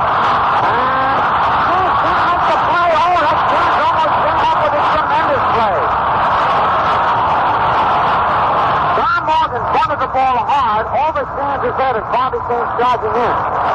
It goes as a base hit. Then Sands turned around and charged after that ball with Cootfield dancing for second. Bobby got to the ball, lunged at it and rolled it like you would roll a bowling ball. A perfect strike it would have been had he been bowling to Fitzy Bertel, who caught the ball with his foot on the bag, but Field's slide was in there ahead of the throw. And so the Tigers are threatening now. With singles back-to-back, runners at first and second. And Don Murphy is coming out to run for Tom Morgan. How do you like that? They let Morgan in, had a hit, and then take him out for a runner. Old Plowboy, not too fleet of foot. He's out of there. Runners at first and second. Nobody out. The Yankees are leading 6-5. We're in the bottom of the 6th, and here's Eddie Yost, who singled, walked, and bounced to short. Now the Yankee infield will definitely have to look for the bunt. Eddie batting .253.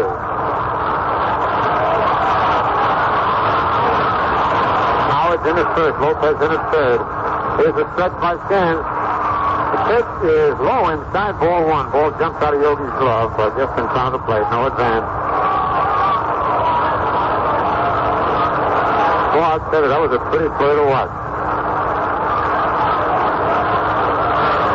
Sands calls time now, talking with Fitzy Bertel, the shortstop. Wants to make sure Bertel isn't moving towards second when he makes the pitch. Eddie Yost wants to look at the baseball. And Frank Dumont will throw it out of play. There's something on it that shouldn't be there. Gives Yogi a new one. 1 ball, no strikes on Yost. Mossy running for Morgan at first. Veal down at second. Yankees lead 6-5. On deck is Charlie Maxwell. Here's the stretch. Pitch is taken high. Ball 2-0. Yogi steps back and said, "Where was it?" Howard coming in from first says, "Where was it?" And the only one not saying anything is Bobby Stan.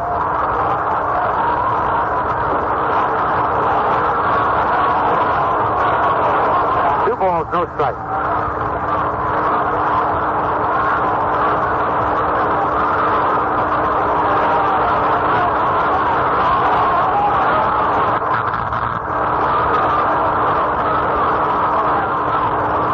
Both runners laid away. Nobody out.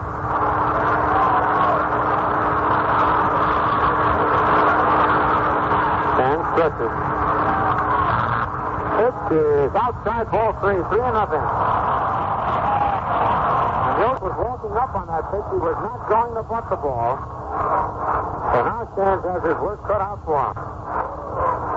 Jim Santa gets up. He wants to sign somebody to warm up in the Yankee bullpen.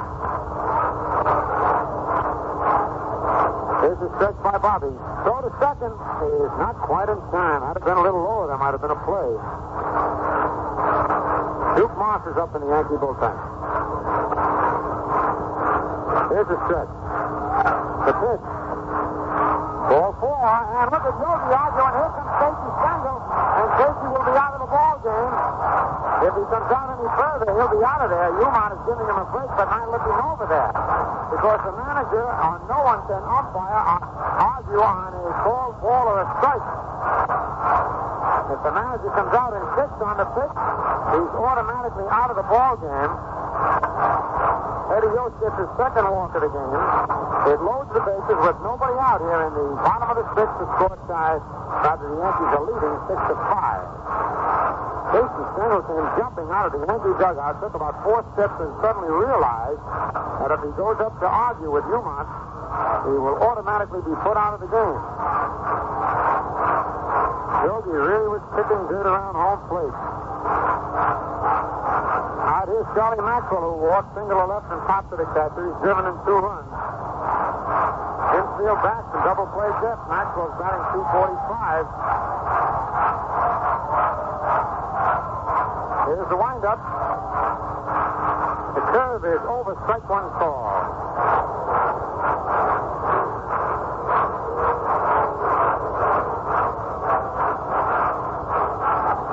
On deck is Harvey Kuenn without Kaline to follow.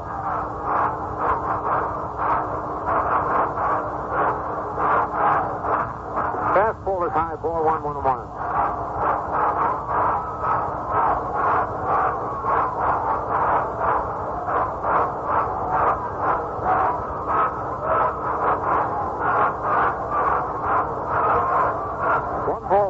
Nobody out. Bases loaded. In the bottom of the sixth, the Yankees are leading 6-5.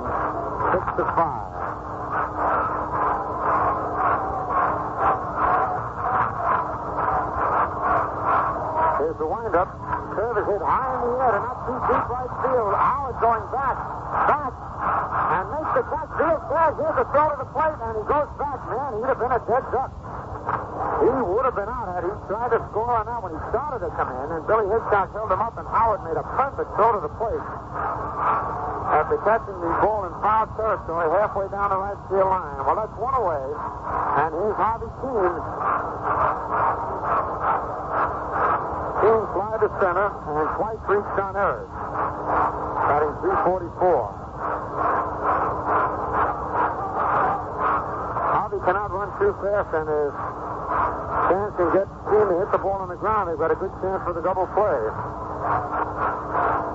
Maxwell was a big man to get out of there.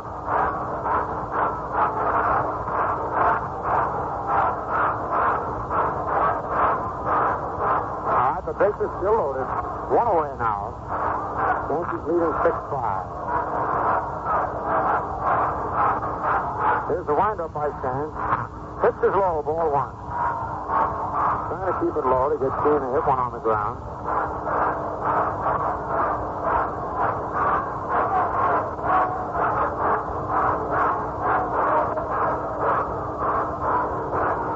Pete Burnside, the left-hander, loosening up for the Tigers. Curve is far, oh man, right into the Tiger dugout. Kuenn has really been pulling those curveballs. 1-1 the count.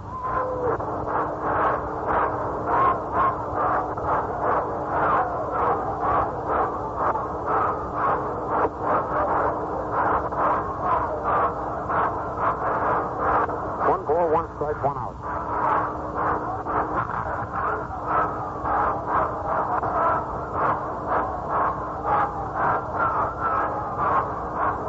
Here's the windup. Service up in the air to the infield. Chance says he's got it. Bobby's there. The infield fly rule is called, but Chance catches it anyway. Right by the pitcher's box for out number 2. And now Al Kaline, who hit into a double play, walked and fly to left. Kaline batting .338. Bobby trying to pitch his way out of this jam. Had the bases loaded and nobody out, and got Maxwell on a foul pop out and Keene on a pop up to the mound. Pitch. Ground ball is short. Brickell flips it to Richardson, and Sands gets out of the inning with beautiful pitching. Tremendous pitching. Can you imagine the bases loaded, nobody out, and having to face Maxwell, Keene, and Kaline, and keeping the Tigers from scoring? A tremendous exhibition of pitching by little Bobby Sands. So for the Tigers in the bottom of the sixth, no runs. On 2 base hits, no Yankee errors, 3 men left on base. The Yankees and the Tigers will conclude their 3-game series with a single game at Detroit tomorrow afternoon. The Yankees have another week on their lengthy road tour, playing against the Chicago White Sox and the Kansas City A's next week.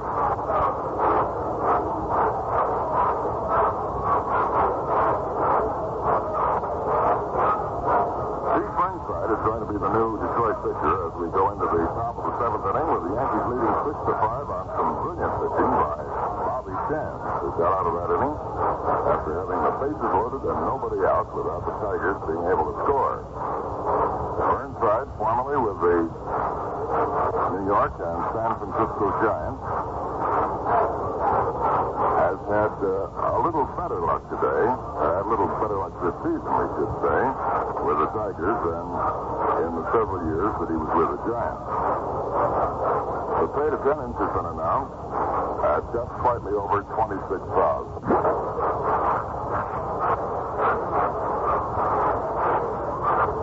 Norm Seaburn will lead off as we go to the top of the 7th in a ball game that has seen the lead change hands several times.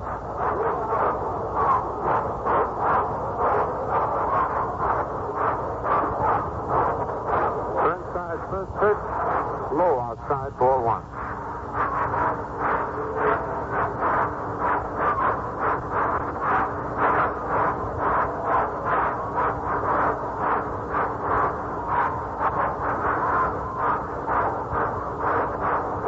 Left-hander. The ball is hit foul down the left field line. That's going back out of play. Strike 1-1-1. Burnside is 6'2", 190 pounds, from Wilmette, Illinois. Last year was with Phoenix in the Pacific Coast League. Won 11 and lost 7. This is his 16th appearance of the year. He has no wins and no defeats. This is his 4th appearance against the Yankees.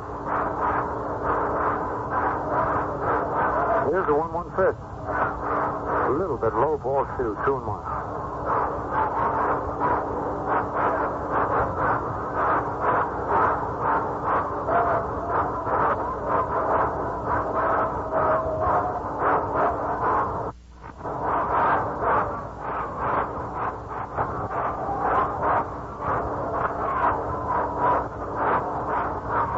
Ready for the 2-1 pitch.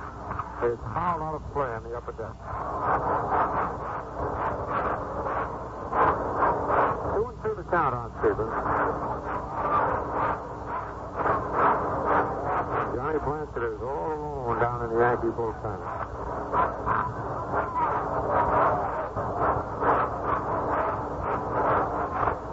What if somebody's needed? They'll come storming off the Yankee bench.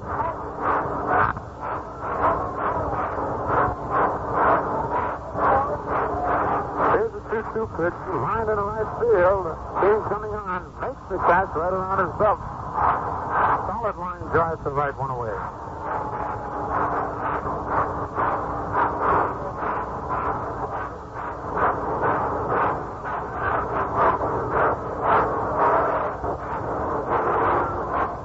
Jim Bunning is listening out down in the Tiger bullpen.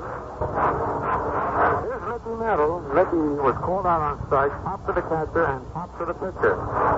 Pitch batting .292. Batting right-handed now. Takes a curve, high, ball 1. He batted left-handed against Forchak and Morgan. Now batting right-handed against the left-handed Pete Burnside.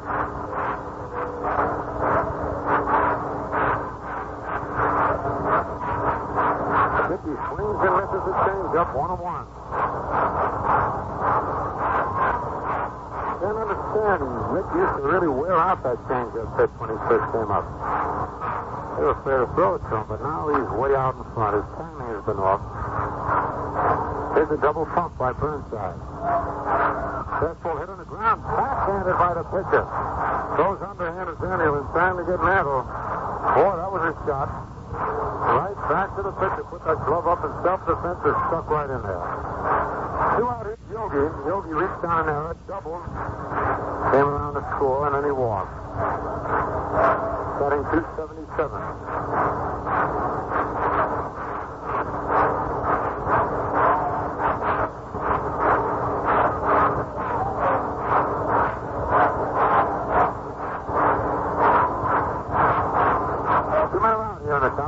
Yankees leading 6-5. There's a fastball over strike one call.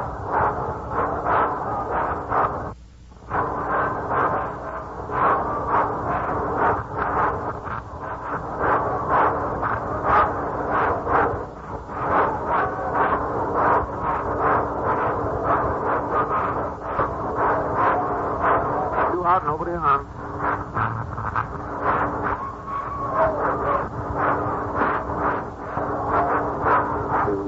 And delivers a curve that Yogi swings at and misses. Strike 2.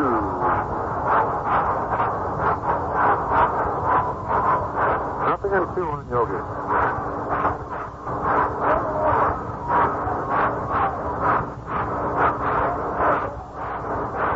Two-strike pitch, curve. He almost went after it, but it was low outside and held up. Ball 1. 1 ball, 2 strikes.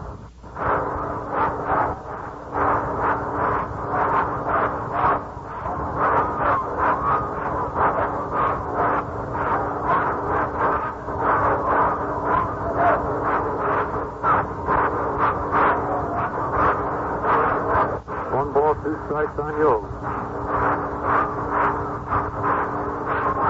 Serve on the ground to first. Off Daniel's glove out in the right field. Yogi rounds first and holds on. It's a base hit for Yogi.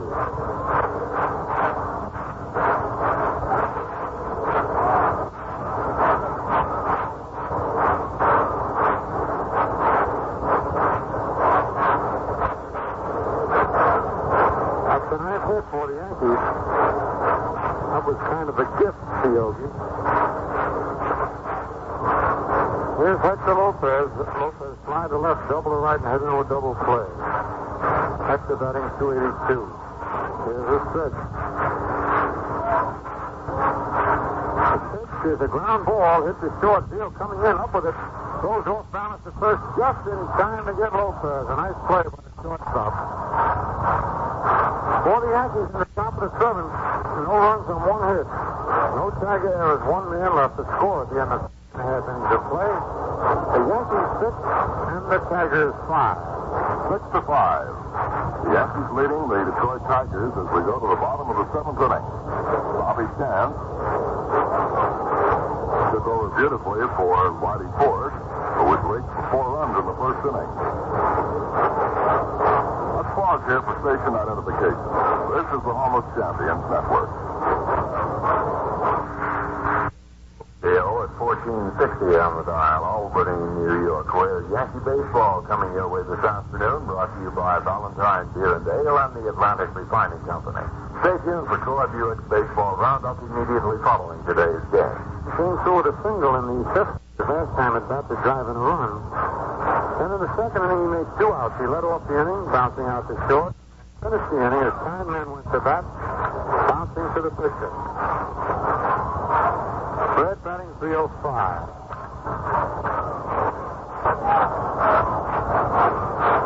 Jim Bunning is still loosening up for the Tigers. There's a curve foul over the roof and out of play down the left field line.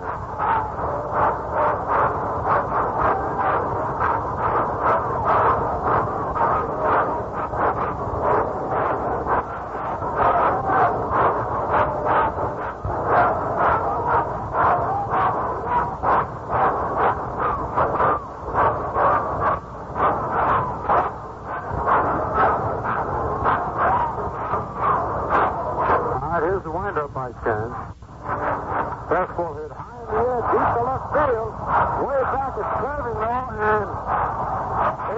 Foul! Wait a minute, it's foul! Holy cow, was that close? It was in the upper deck. And that must have been foul 5 inches. From here, it looked like it went in there and around the pole, but they had a big screen on the foul pole extending about a foot in the fair territory, and they never touched that. And third base umpire John Flaherty ran halfway out to left field on the ball. Called it foul. Boy, that was close. Almost tied up the ball game. But it goes as a long 0-2 on Wilson. Billy Hitchcock must have jumped 6 feet up in the air coaching at third, trying to potty English that ball back in the fair territory.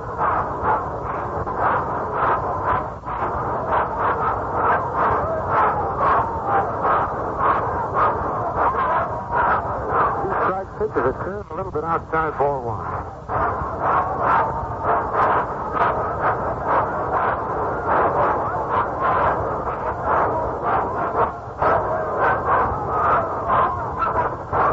One ball, 2 strikes on Wilson.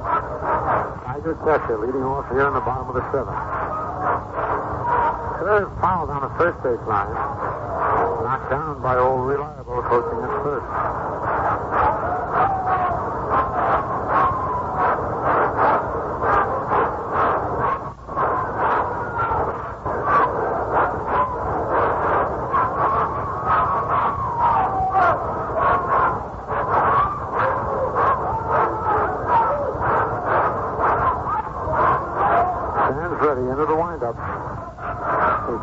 Slow curve line, left center field, a big hit for Wilson.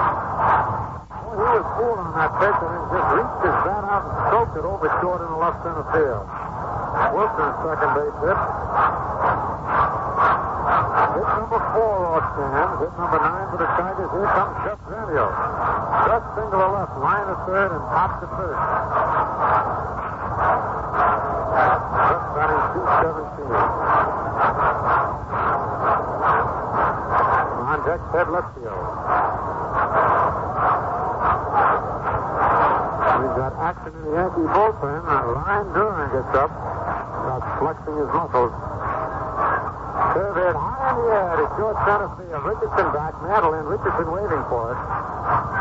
And makes the catch in short center field for out number 1. They have Ted left field. Ted single to right, struck out and bounced in front of the plate, thrown out by Yolton. Left field batting .267.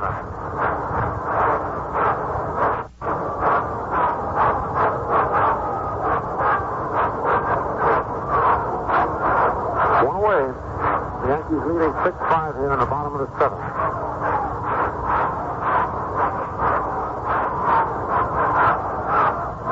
Pitch to left field is a curve, a little bit low, ball 1.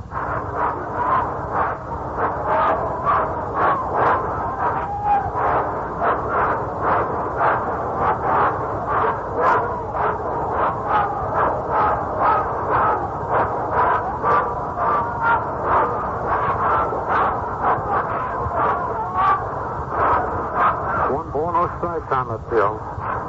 Fred Wilson at first. Fred. Curve is swung at him. Missed strike 1 mark. Broke it in on left field. Fifth. Good pitch. Hector Lopez is guarding the line at third base. He's been playing deep and left. Here's the stretch. Lopez swung at a missed strike too. Man, Lepio was way out ahead of that one. 1 ball, 2 strikes.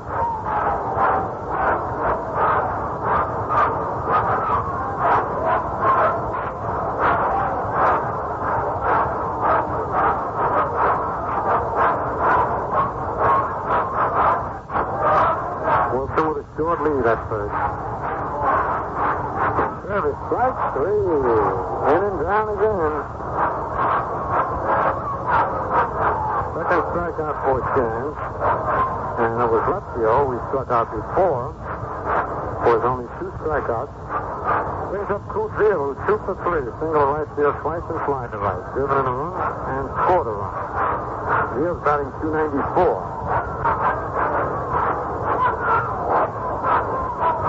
Ray Nolesky gets up in the Tiger bullpen now. First pitch to Veal is a curve over strike 1 call. Burnside is due to be the next batter. If Veal get on, they'll put in a pinch hitter, so they want to get Nolesky ready. Stretch by 10. Curve is inside. Ball 1-1-1.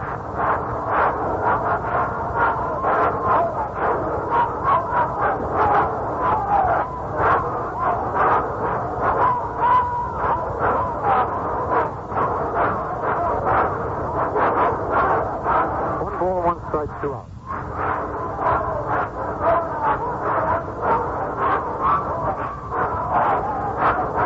Slow curve hit on the ground at third. Lopez right to his right down the left field.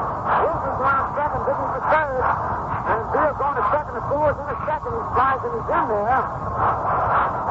And that'll be an error charge to Hector Lopez. And the Tigers now have runners at second and third on some heads-up base running by both Red Wilson and Couteville. An error by Hector Lopez, and that's the Yankees' third error of the ball game. And Johnny Groth is coming up now to bat for Pete Burnside.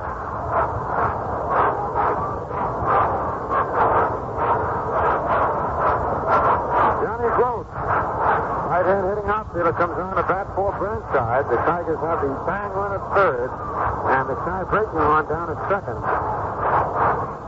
Groth batting .289, has 7 doubles, 1 triple, 1 home, and 9 runs batted in. Johnny broke into the big league. Right here at Detroit. Here comes Casey Stengel. And it looks like Casey might want his fireballer Ryan Duran to come on right now. But let's see what happens.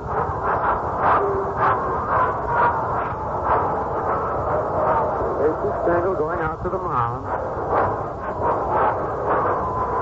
Talking with Bobby Sands and Yogi. Duran is still warming up. He's getting ready down the bullpen, blazing that ball in there. See what decision Casey comes to. He's looking down towards the bullpen. It doesn't look good for Sands to stay in, and he signals for the bullpen. He wants Ryan Duran. Casey Stengel has made his move. Ryan Duran comes in.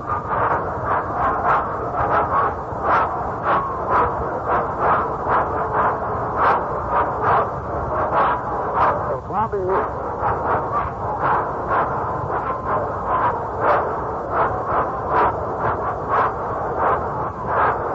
Sands has given up just 4 hits, walked 2, struck out 2. He's allowed 1 run so far. But Wilson at third and Veal down at second are Bobby's responsibility. He leaves the field, and Ryan Duran comes on to take over.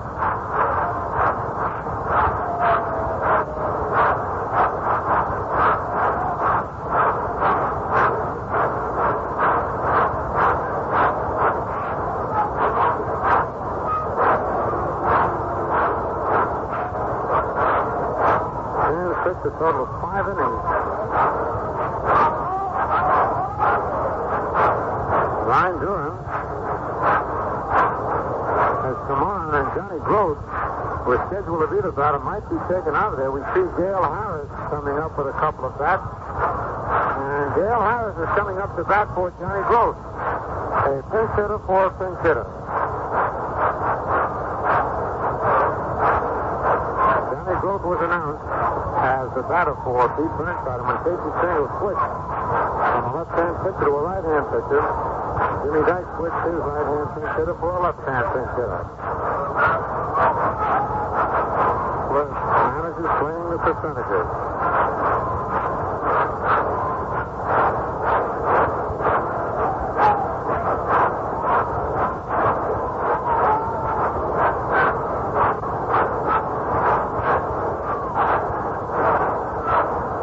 Harris is batting .181. Has 3 doubles, 2 triples, 7 homers. 21 runs batted in. Big Ryan Duran, 6'1 1/2", 195 pounds, from San Antonio, Texas. This is his 27th appearance of the year. He's won 1 and lost 2, but he's saved 11 ball games for the Yankees, and that's mighty important. He last relieved on July 22nd at Cleveland. 6 innings, giving up 2 hits and 1 run. Took out 4. We're ready to go here in the bottom of the 7th. 2 men are out. Runners at second and third. The Yankees lead 6-5. Gale Harris batting for Johnny Gross.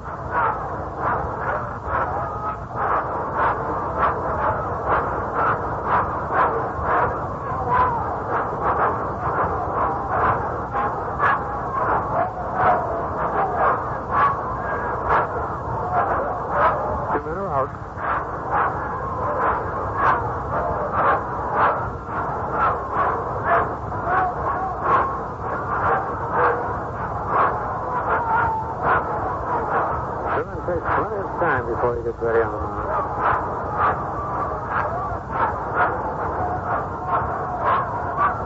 Here's the windup. The pitch is inside ball 1. That was a blazer, boy. You could hardly see it coming in there.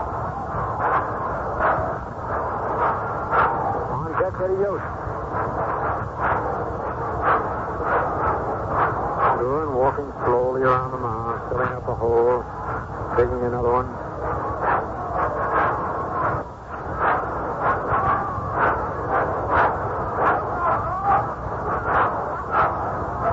The pitch is low, ball 2, 2-0.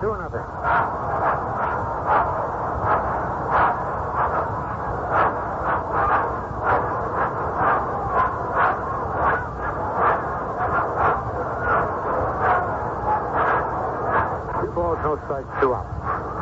Red Wilson leading off third, Coot Vila second.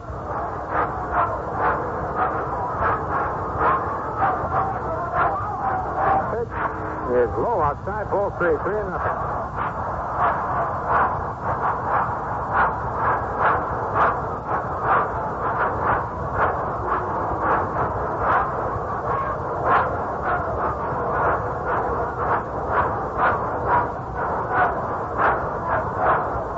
Three balls, no strikes on the pinch hitter, Gale Harris.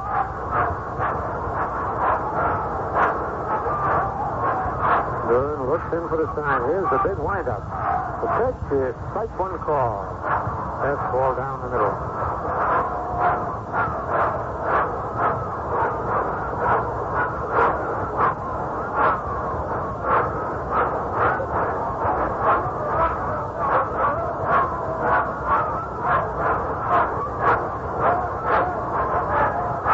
Now let's see, still loosening up for the Tigers. Here's the windup by Duran. The pitch is a line base hit out the middle. Here comes Wilson in. Here comes Field. That's happening. The Tigers take the lead. 7-6. How do you like those apples? Gale Harris comes through with a pinch hit single. Right through the middle. And there's the time they needed Bobby Sands in there with the same side ball that was hit before. The only difference was that Duran jumped up in the air a little bit to get out of the way, where his Sands gets right down in front of him. Was it tough for a big man to move? Both those runs are charged to Bobby Sands, and the Tigers now lead 7-6 here in the bottom of the 7th with 2 out in the batter, Eddie Yost. Yost has singled, walked twice, and bounced to short. Here's a pitch. Pitch is over, strike 1 called. Eddie batting 253.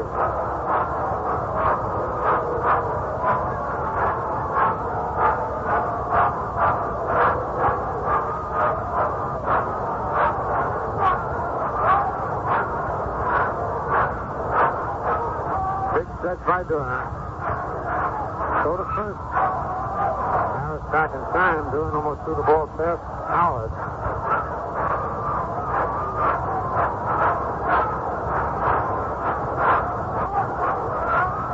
Here's the set. Pitch is fouled back against the screen. Strike 2.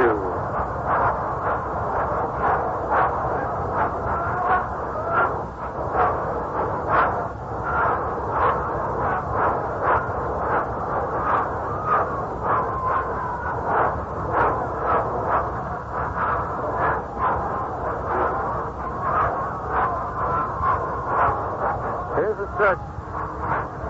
The two-strike pitch is a curve a little bit outside ball one.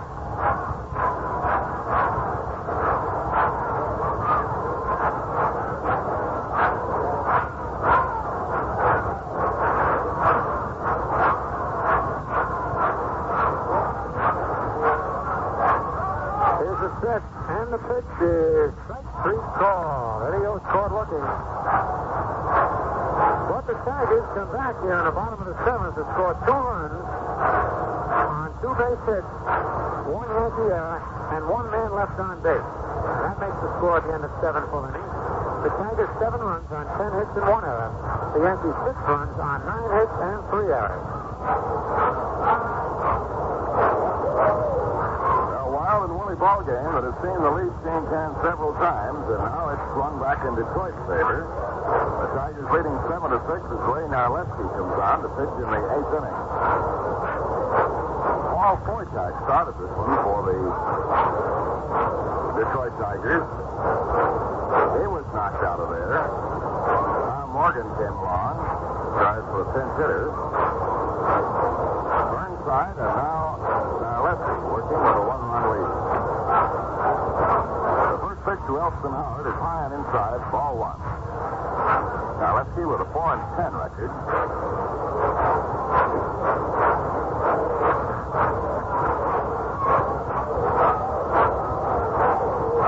Inside, ball 2. 2 balls and no strikes. The count on Elston Howard. Barney Schultz and Bob Smith warming up for the Tigers. The pitch is high inside, ball 3.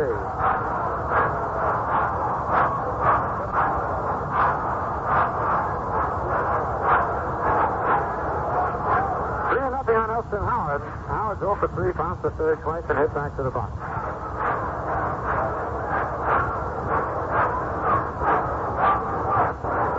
Fastball is over, strike 1 call. Elston Howard batting .260.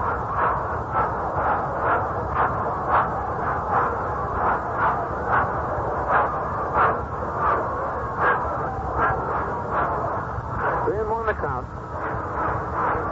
3-1 pitch is popped foul down the right field line out of play. Full count on Elston in the upper deck.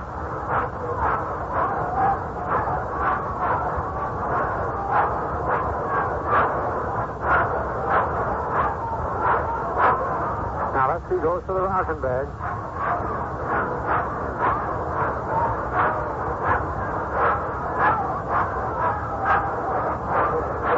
Here's the payoff pitch.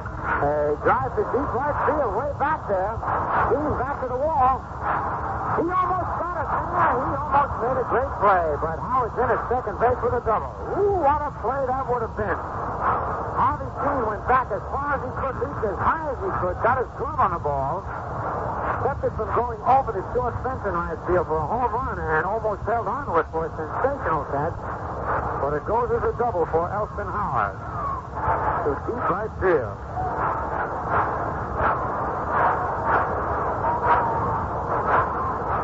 Bob Thornberry is going out to run for Howard, and he'll remain in the ballgame to play first base.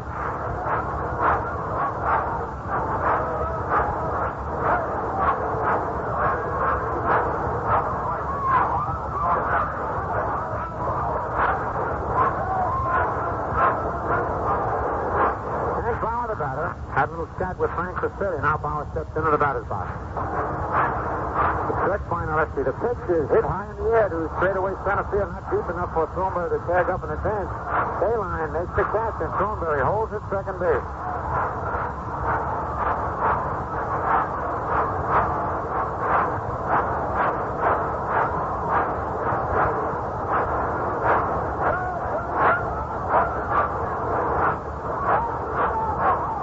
Fritzy Burkell, who bounced to short, popped to third, and then hit his first major league home run into the left field seat with Bauer on, put the Yankees ahead. Burkell is 1 for 3, batting .240. His pitch is running down the third base line, but it goes. Fair ball, throws to first, too late. Eddie Yost thought that ball was going to go foul, and stood in foul territory, caught the ball, thought it was foul, but third base umpire John Flaherty said fair ball, A break for the Yankees. It's a base hit for Flippy Burchell on a bunt single to third base. And that ball was up around Burchell's eyes when he bunted it. How it stayed fair, I'll never know. It hit about 3 inches in fair territory, 3/4 of the way down the third base line. And on the second bounce, it still stayed fair. Yost caught it, and he hesitated before throwing the first, and that's what allowed Burchell to beat it out. Here's Enos Slaughter batting for Ryan Dunak. Now, let's see into a stretch position. There goes Burchell. The ball is hit high up there to center. That'll be deep enough to allow Thornberry to score. Kaline makes the catch. The throw to the plate won't be near in time. Thornberry comes across easily, standing up. The ball cut off by Couteville. Slaughter comes through with a sacrifice fly to center, and the score is tied. Once again, 7-7. 2 out. Here's Bobby Richardson, who's homered, singled twice, and bounced it short. Richardson batting .283.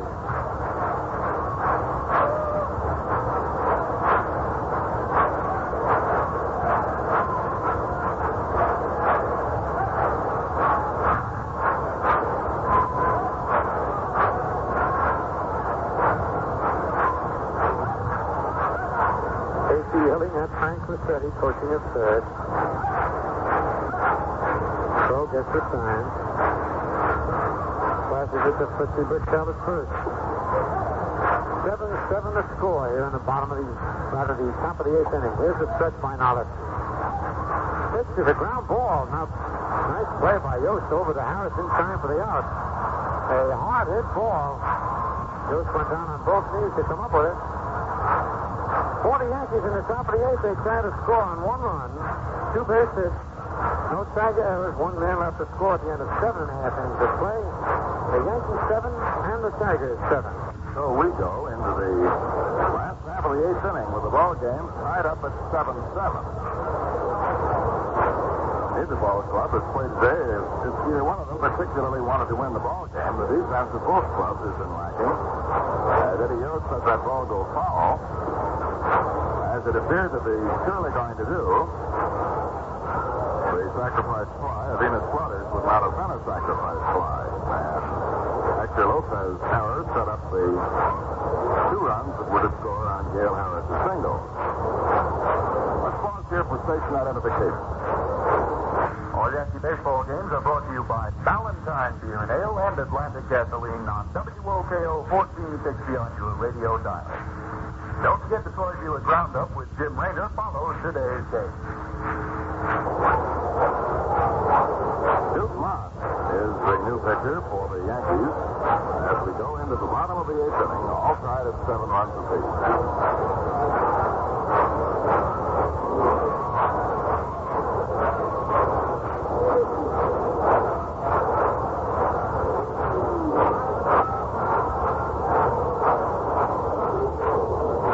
Has used 4 pitches now, the arrival of Duke Moss in the ball game.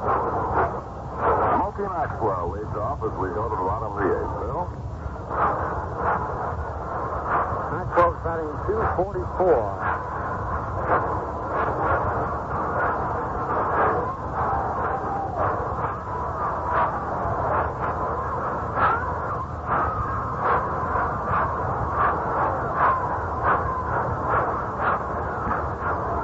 First pitch to Maxwell. Time is called. I don't know whether that's a pitch or not. There's another one of those rubber balls thrown down. Yogi picks it up and throws it in the Yankee dugout. I don't believe that was any pitch. The ball was almost on its way. Just had left Duke Moss's hand when the ball hit on the infield in front of home plate. Frank Umont yelled time, no pitch. So we do it all over again. Charlie Maxwell leading off for the Tigers here in the bottom of the 8th.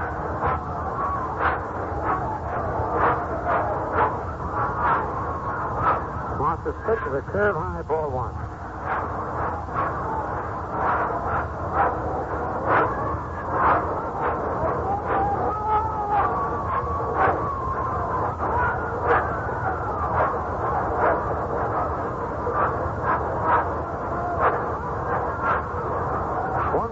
Strikes on Maxwell. Here's the pitch. Curve is low, ball 2, 2-0.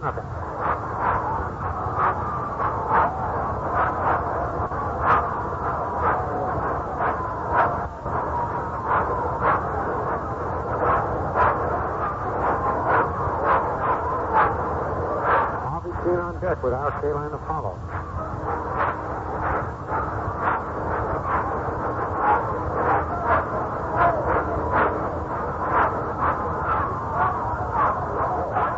Here's the windup by Duke. 2-0 pitch is outside low ball 3-0.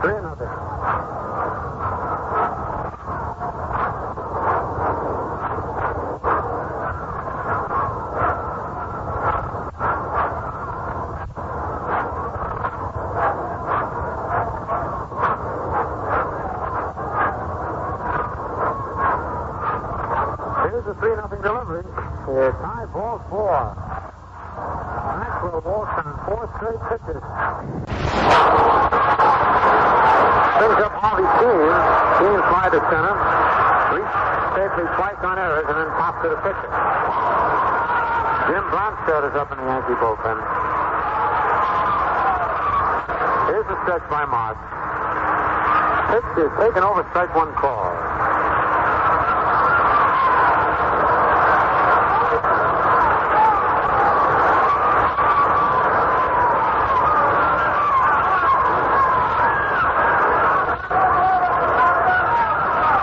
Tied 7-7 here in the bottom of the 8th inning. Nobody out. Maxwell leads off first base. Moss stretches.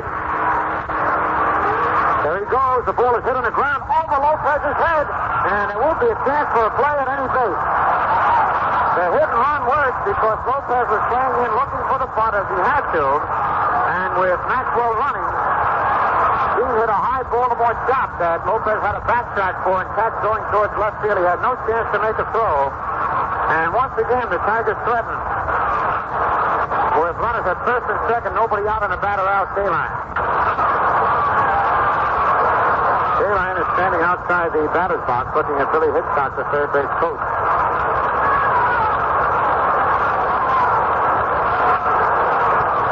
Yogi out to the mound to talk with Duke Moss. Bronstedt heating up real fast. Maxwell at second. Keene at first.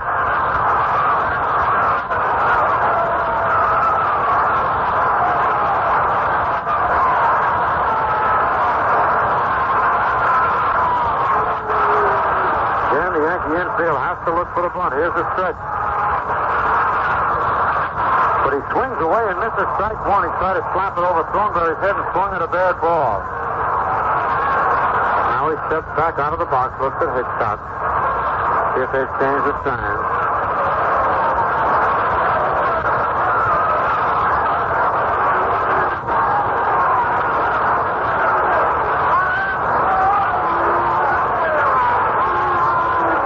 One strike on K-line.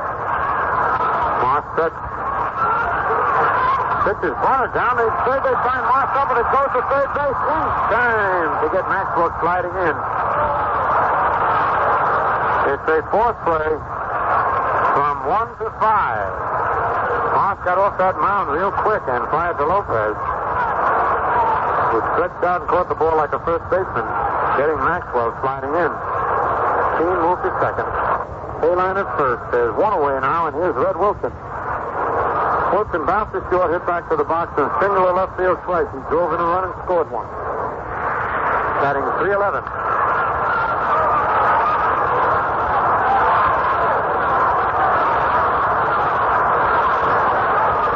One away.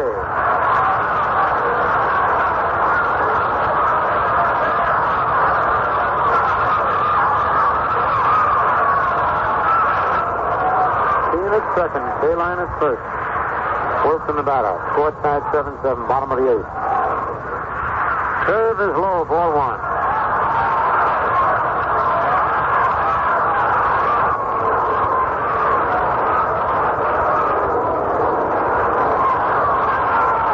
Duke Moss working very slow and easy. Wants to be very careful. Ted Leffield is on deck.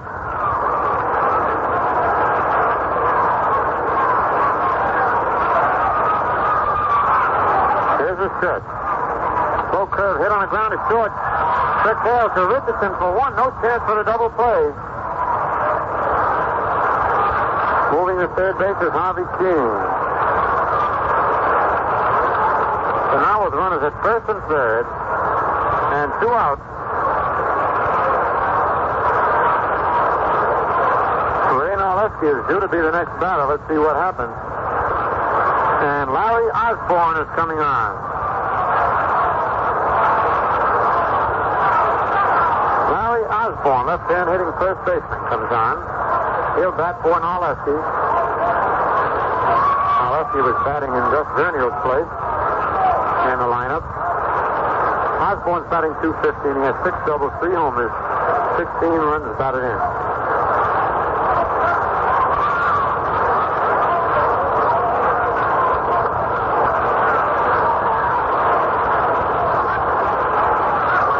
King is third.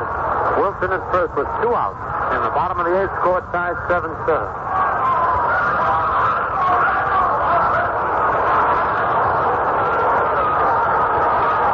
Osborne, a left-hand hitter. Choked up on the bat a little bit. Wears glasses. On deck, Ted Leptio. Here's the stretch by Duke Moss. There goes the run, and the ball is fouled. Strike one. What a jump Wilson had. Thornberry not holding him on. Had a real good jump.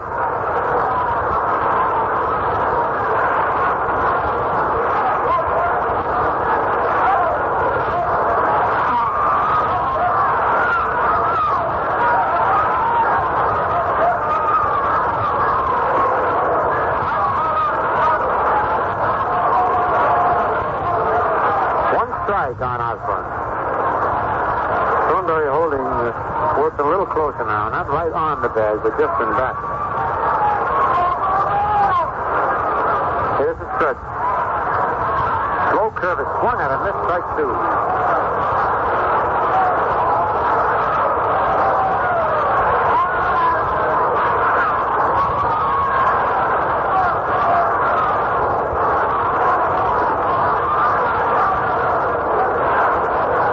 Nothing and 2 to count. 2 outs.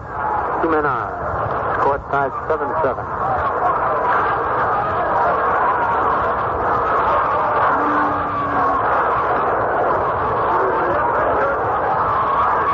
Duke stretches.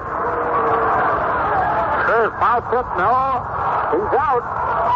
Wait a minute. Billy Hitchcock says it hit the ground. Let's ask the umpires. The ball did hit the ground. He picked it up. He's not out. Wait a minute. Let's see if he got it. Yogi scored it on the first hop. He did. The ball hit the ground, and Yogi did it quick. Actually, Frank Humont, the plate umpire, couldn't see it because Yogi had the play blocked. Yogi tried to get away with it. It was a good try, but it didn't work. Charlie Berry and old Stan Thatcher himself at first base realized and saw the play, and so he had to help the plate umpire. And the Tigers have a life. The whole Yankee team was off the field. Yeah, Yogi's a pretty good actor. A foul tip bounced out of his glove, and it just did hit the ground. Yogi scooped it up and showed it to Humont. Said he caught it before it hit the ground.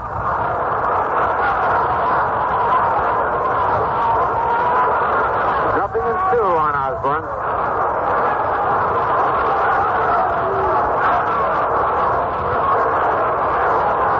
We're ready to go again. Red Wilson at first base. Got a big lead. He'll steal second if Thornberry doesn't come in back of him. Keane is at third.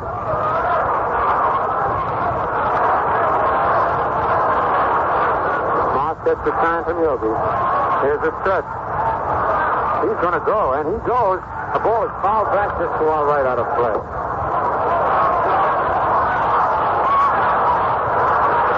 Nothing in 2 to count.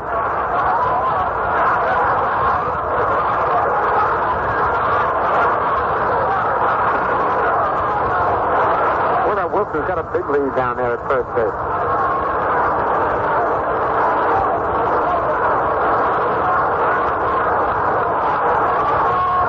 Thornberry's playing real deep on the edge of the outfield grass. Wilson will be going again. Here's the stretch. There he goes.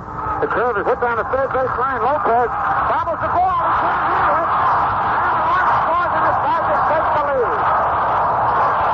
Holy cow, yards to the Yankees. In all fairness to Lopez, that was a tough chance because Osborne hewed it off the end of his bat and the ball was spinning. Just as it got to Hector, it rolled up his arm and he couldn't make a play. Team came on to score. Wilson moved to second base. Osborne safe at first base.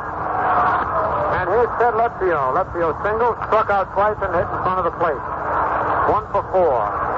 Batting .264. The Tigers lead 8-7 now. There's a curve hit in the ground to third. Lopez knocks it down, picks it up, goes to second. In time to get Osborne sliding in. There they're giving Hector a rough time at third. So the Tigers break the ice here in the bottom of the 8th. 1 run on 1 base hit, 1 Yankee error, 2 men left on base. The score at the end of 8 full innings, the Tigers 8 and the Yankees 7.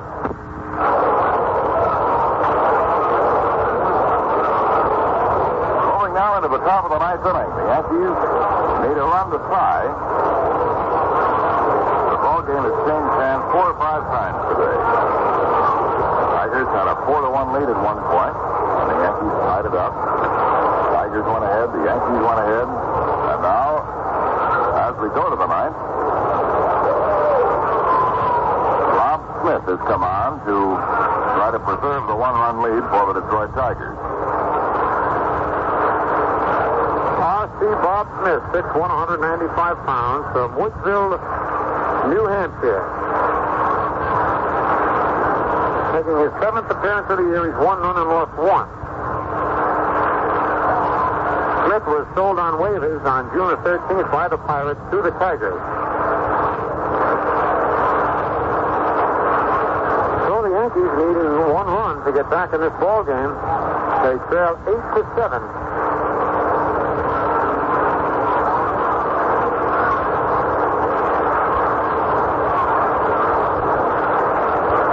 Will be pitching to Norm Sebring, leading off here in the top of the 9th inning.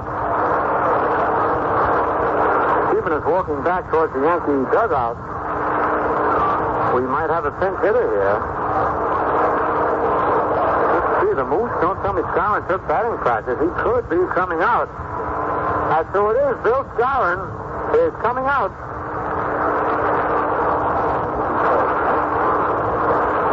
Is coming out to bat for Norm Sebring. Skowron took batting practice before the game, and they thought he might play tomorrow, but here they're using him a day early. Bill Skowron batting for Norm Sebring. Sebring had a clutch double in the 5th inning, driving in 2 runs. Skowron batting .299, 13 doubles. 5 triples, 15 homers, and 59 runs batted in. Moose loosens up a little bit at the plate. A left-hander, Bob Smith on the mound, ready to wind up. The pitch to Skowron is a curve high, ball 1. Moose using a little of Rocky Colavito's technique. Puts the bat over his shoulder and stretches. The last time Moose played was on July the 11th. There's a fastball, over strike 1 call.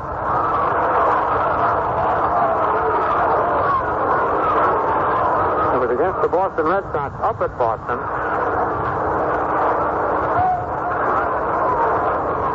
1-1 the count on Skowron. Here's the windup. The pitch is fouled, and he let go of his bat, and it goes past third base. The ball was fouled back against the screen for strike 2, and Skowron let go of his bat. Crissetti's running it back to him now.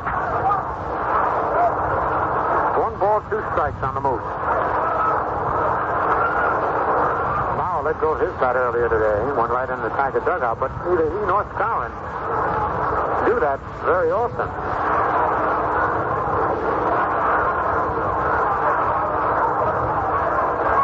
The 1 ball, 2 strike pitch is strike 3. Skowron swings and misses. Moose went after a bad high ball.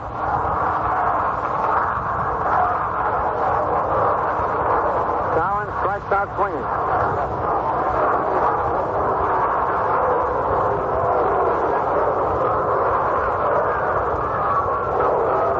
Mickey Mantle. Mickey's over 4 today. Struck out, popped to the catcher, popped to the pitcher, and hit back to the box. Mick batting .291. The Tigers are leading 8-7. We're in the top of the 9th inning. This pitch to Mantle is high outside, ball 1.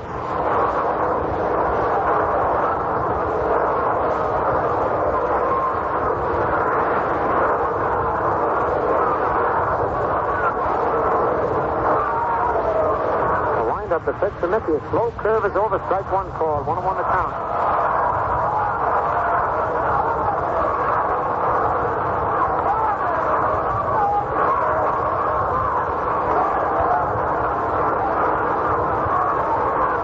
Here's the windup and the 1-1 pitch.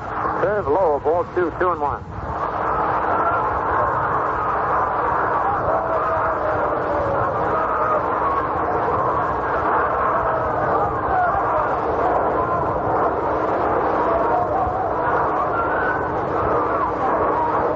Takes off a couple of signs. Still takes off another one. Now he's got the sign. Here's the windup. Fastball is hit slowly out towards third. They're going to have to hustle to get Mickey. Yost. The one's going safe. He beat it out. What a play Yost made. He fielded the ball bare hand so as not to waste any time getting it out of his glove. It was a high hopper. And Mantle beats it out for an infield single. Boy, did he fly down that line. Mickey Mantle hit a high top ground ball over the pitcher's box, and Yost came across from third base, grabbed it in the air with his bare hand and fired at the same second, but Mickey beat it out. That brings up Yogi Berra. Yogi reached on an error, doubled, walked, and single to right. Yogi's batting .280. 8-7, the Tigers lead. We're in the top of the 9th, 1 out, and Headless first.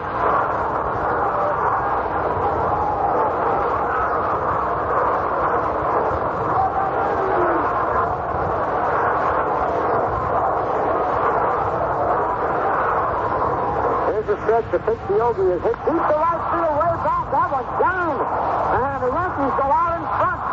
9-8. Oh, what a ball game this is this.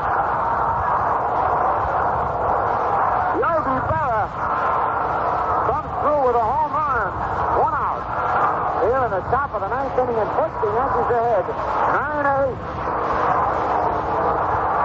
Mickey Mantle hustling down to first, beat out an infield single. And Bob Smith is shaking his head out on the mound. He threw Yogi a high fastball. I don't know what they could have been thinking about throwing Yogi a high fastball in this park. He drilled it in the upper deck in right field. Yogi Berra comes through with his 12th home of the year. RBIs number 38 and 39. And the Yankees lead 9-8. Hector Lopez takes the pitch, high, ball 1. Lopez flied to left, double to right, hit into a double play, and bounced to short. Batting .281. Curve is over. Strike 1 called. 1-1 the count. Boy, what a game this has been. First the Yankees led, then the Tigers, then they tied it up. The Tigers went ahead, the Yankees went ahead, the Tigers went ahead, the Yankees went ahead. They tied it, and the Yankees are ahead now. Oh, man, what a game. Curve outside. Ball 2, 2-1.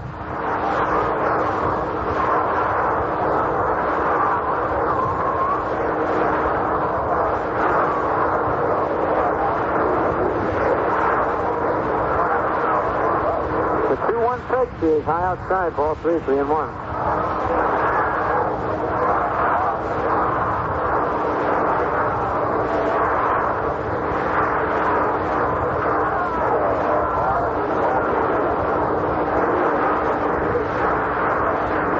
The 3-1 pitch is over the outside corner. Full count on Lopez.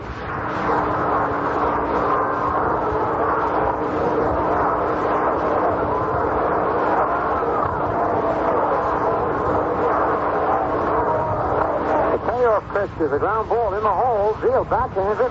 A long throw to first. In time, they got Lopez. A nice play by Veal and Gale Harris on a ball thrown in the dirt. That's 2 out. And as Marv Thornberry comes to the plate, we'll pause for station identification. All Yankee baseball games are brought to you by Ballantine Beer and Ale and Atlantic Gasoline by WOKO 1460 on your radio dial. Stay tuned after the game for Jim Raynor and the Troy Buick Roundup.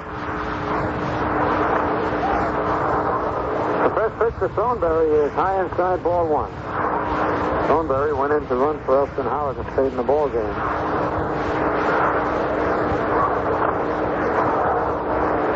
Two outs. Yankees lead 9-8. Pitch to Thornberry. High ball two, 2-0.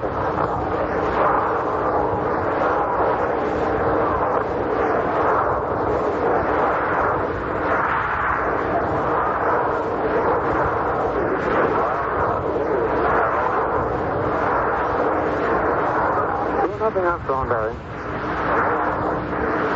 Pitch is strike one. Thornberry went for a low outside save, didn't get it. Mobbs batting 186.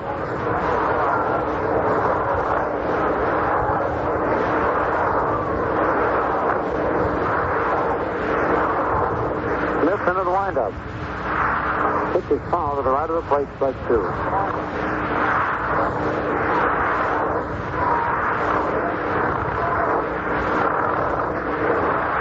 Tigers have Scoot Field, Dale Harris, and Eddie Yost coming up to bat.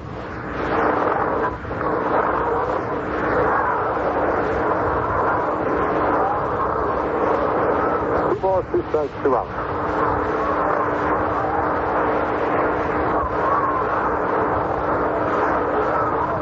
Here's a 2-2 delivery. Serve is over, strike three call.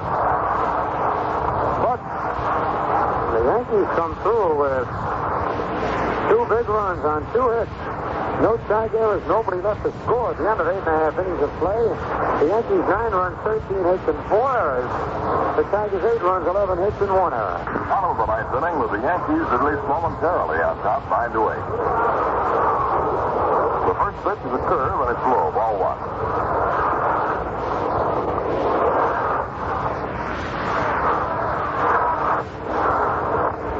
Nobody leaving this ball game. They're glued to their seats.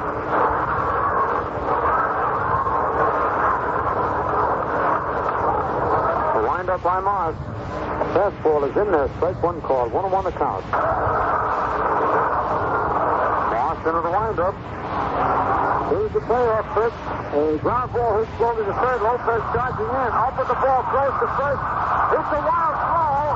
Going down the right field line, and Starlin is hurt to throw to second. And Beal is out at second base. Boy, Starlin is really hurt. As he reached out for that throw, Beal collided with Starlin and made a big wide bend at first base, was thrown out at second on a heads-up play by Bobby Richardson. And Gus Marks, the Yankees.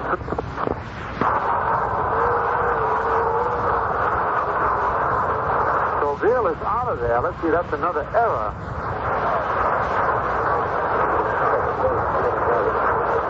Beal is out at second base. That's another error.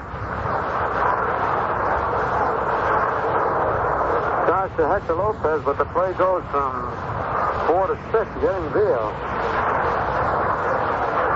Johnny Blanchard is going to be sent out to left field, and Mark Thornberry will be playing first base. Sure hope the Moose isn't hurt seriously.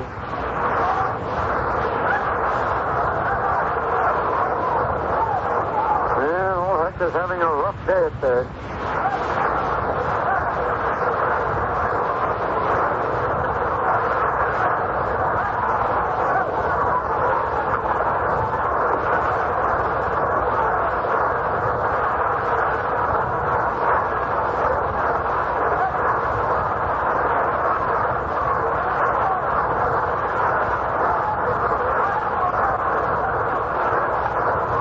Continues to warm up, throwing Yogi Berra. Beal hit that high hopper to third, and Lopez fielding it quickly.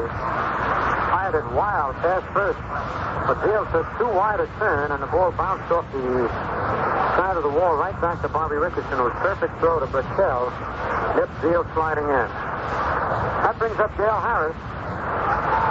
One time at bat, pinch hit and single to center, driving in 2 runs.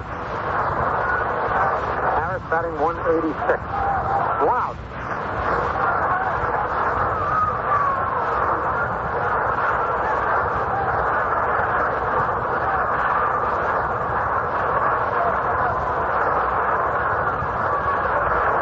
Duke Moss ready out on the mound. The pitch to Harris is a curved, low ball one. On deck, Eddie Yost.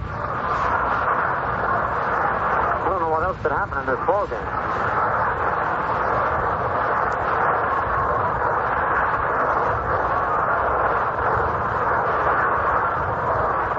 One ball, no strikes.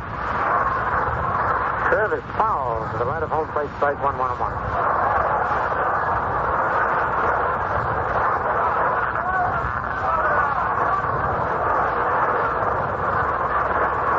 Cronstedt still warming up in the Yankee bullpen.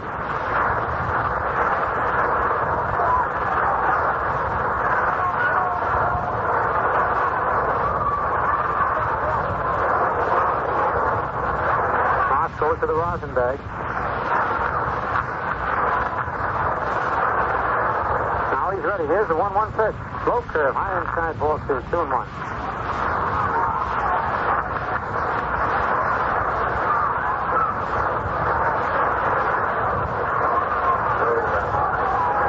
One strike, one out, nobody on.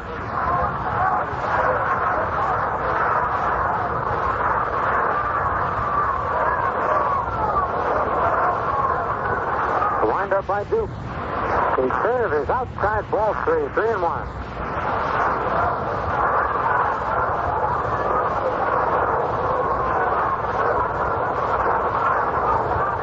Three balls, one strike now the count.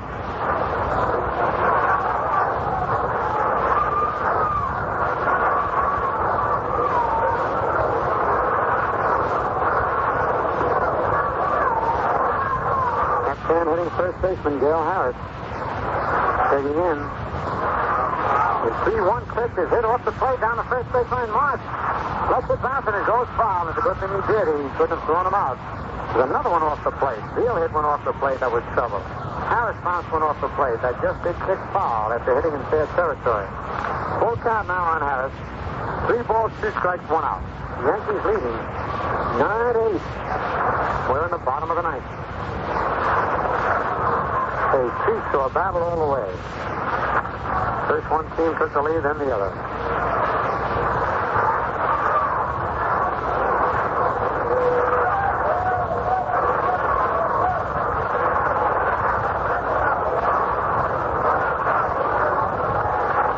Three and two to count on Gale Harris.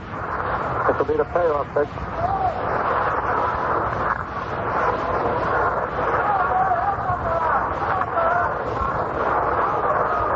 Into the windup. The payoff pitch is popped in the left foul outside the third, going back into the stands and out of play. So the count holds at 3 balls and 2 strikes.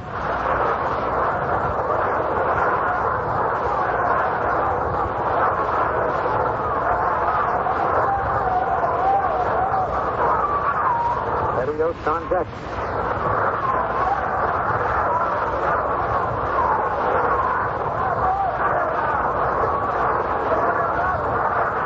And the 3-2 pitch is a curve hit down the first base line and pitching foul. Harris spoiling the pitches.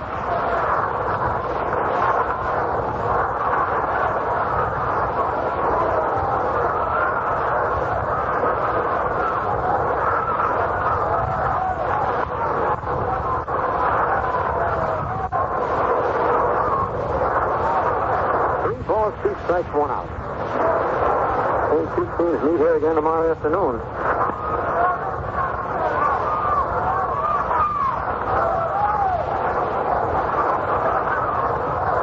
Here's the pitch. Change up. Low ball 4, he lost him. Harris walked. Second walk given up by Marsh. Casey walking up and down the dugout. And the batter will be Eddie Yost, who single walked twice, bounced to short and struck out. Eddie batting .252.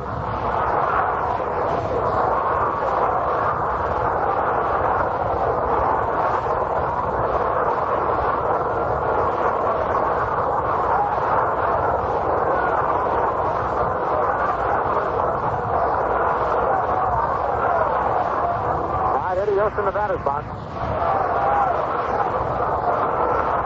The pitch to Eddie is low ball 1.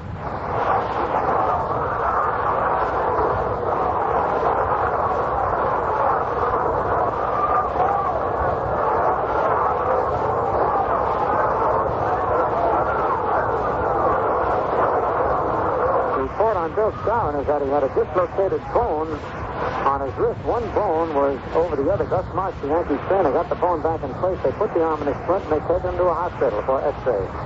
Hits the O's curve, inside ball 2-0.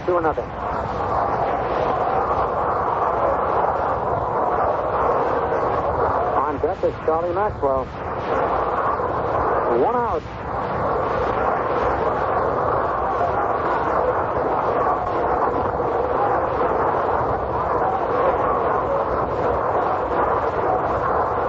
Thornberry holding first against Gale Harris. The Yankees 9 and the Tigers 8 in the bottom of the ninth. Here's the stretch. Pitch the Oaks. There's over, strike one call. 2 balls, 1 strike.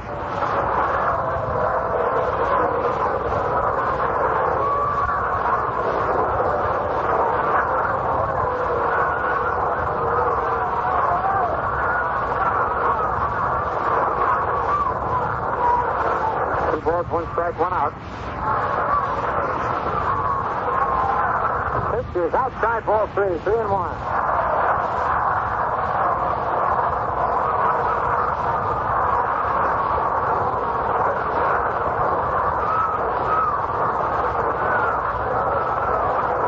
The count.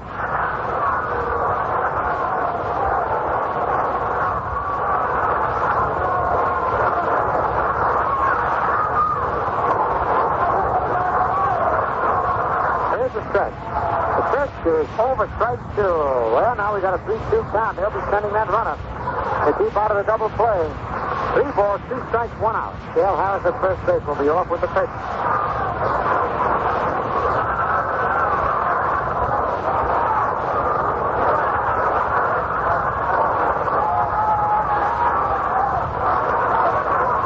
Here's a stretch by Marsh. Harris leading away. There he goes. The ball is fouled back out of play.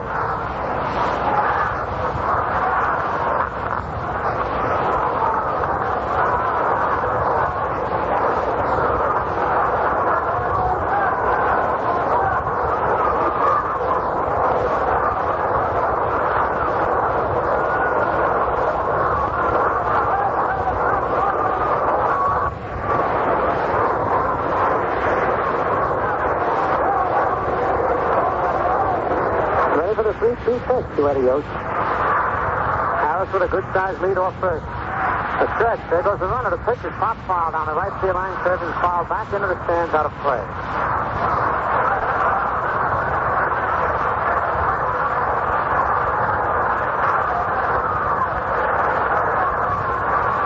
Lots of excitement in the ball game.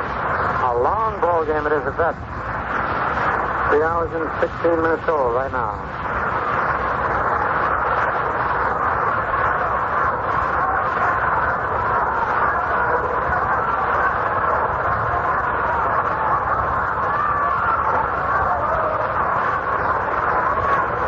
Rubbing up the new ball.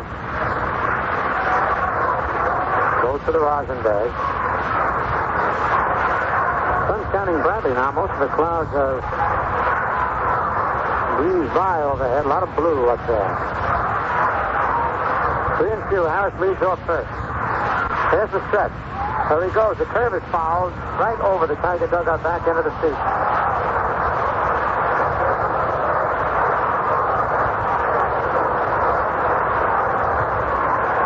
Guarding the plate. They're too close to take. He'll be loosening up his throwing arm just in case he has to throw to second. Swinging it around.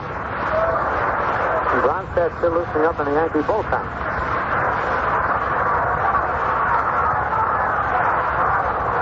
Duke stretches. The pitch to the curve. He strike 3. He tried to check it, but he didn't. Eddie Yost strikes out on a real bad pitch. Very seldom you see Yost do that. It was high and inside. He tried to check his swing and couldn't do it. And that brings up Charlie Maxwell, who has walked twice, singled, popped to the catcher, popped to first. Maxwell batting .244. The Yankees lead 9-8. We're in the bottom of the ninth inning, 2 outs. And Gale Harris at first base.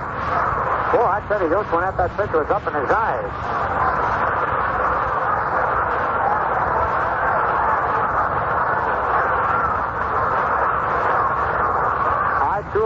a stretch by Marsh.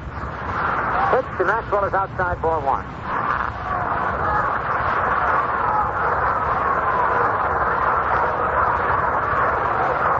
Thornberry now playing way back at third base, not holding Harris too close. Tigers must have figured something that time. They didn't have Harris running when Yost struck out. Curve outside, ball two, 2-0.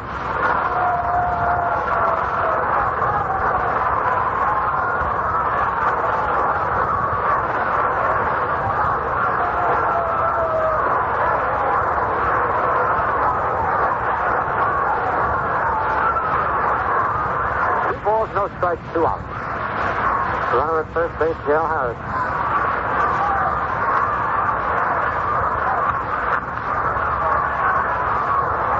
Ronstadt stopped warming up to watch this pitch. Here's a stretch. Pitch is on the outside corner, strike one call. 2 balls, 1 strike to count.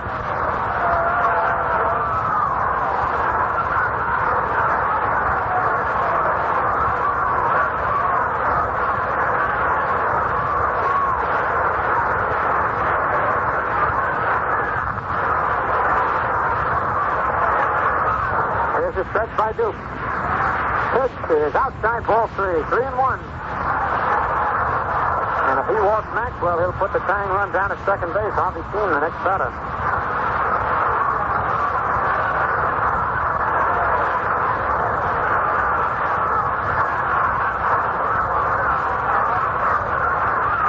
Casey moves Thornberry deeper yet at first base.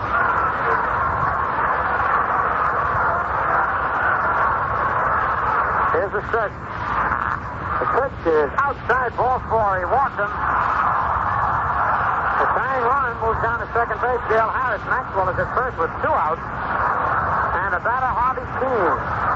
Kuhn is 1 for 5. He flied to center, reached first on error twice, hopped to the pitcher and beat out an infield single, batting 344. The Yankees 9 and the Tigers 8. Well, this has been one of the wildest and weirdest ones we've had all year.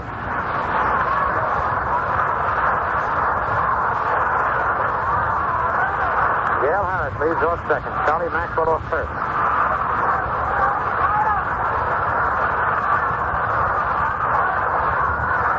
Here's the stretch. The pitch is a curve outside, ball 1. Hill steps back, shaking his head again. Thought it was a strike. And here comes Casey Stengel out. Casey Stengel coming out of the Yankee dugout.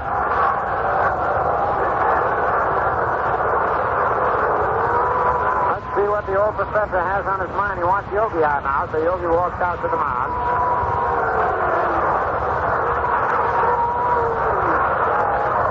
This has really been a wild ball game. The Yankees scored in the very first inning when Richardson unloaded a homer, his first major league homer. Then the Tigers came back with 4 in the second inning. 10 men went to bat. The Yankees came back with 1 in the top of the 4th. And 2 in the top of the 5th. Tigers came back with 1 in the bottom of the 5th. The Yankees came back with 2 more in the top of the 6th.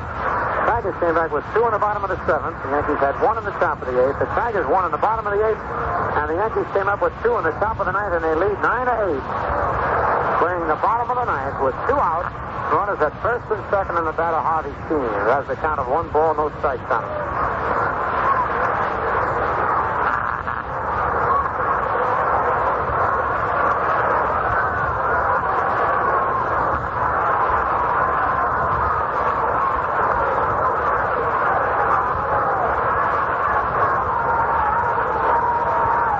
Lead off first, second. Here's the stretch.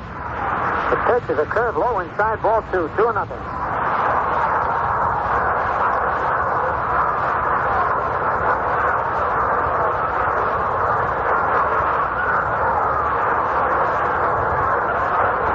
Two balls, no strikes, and 2 outs, 2 men out.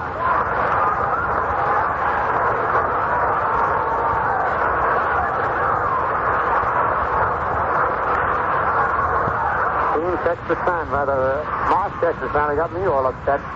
Inside, almost 15. Ball 3. Man, that was close. Harvey was leaning into the pitch as he usually does. And a fastball sailed inside. He just did get out of the way. 3-0 now the count. Al Kaline on deck.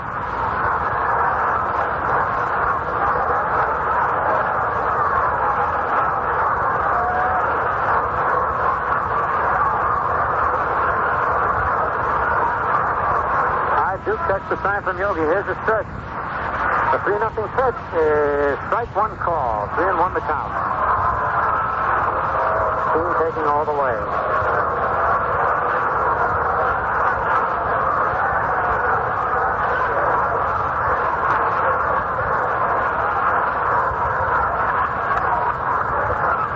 Dale Harris leading off second. Nobody bothering with him. Maxwell off first.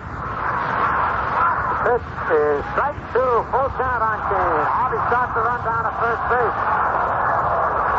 Said the ball was low. Full count on Kane. And now the runners will be off with the pitch. 3 balls, 2 strikes, 2 out. The Yankees leading 9-8 in the bottom of the ninth.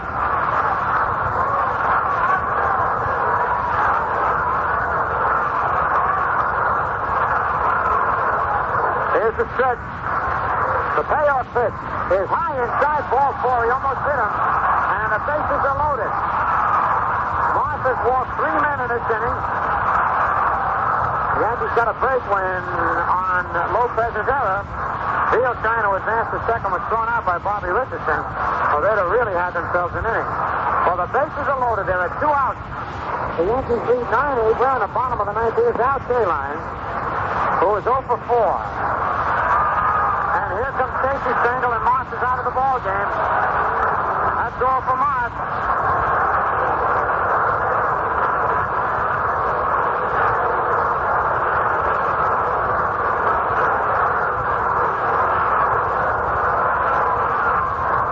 Duke has pitched just an inning and 2/3. But they've been a long inning and 2/3. I'll tell you. And Jim Bronstedt is coming on. Bringing this youngster on in quite a spot. Bases loaded, 2 outs, and facing Al Kaline.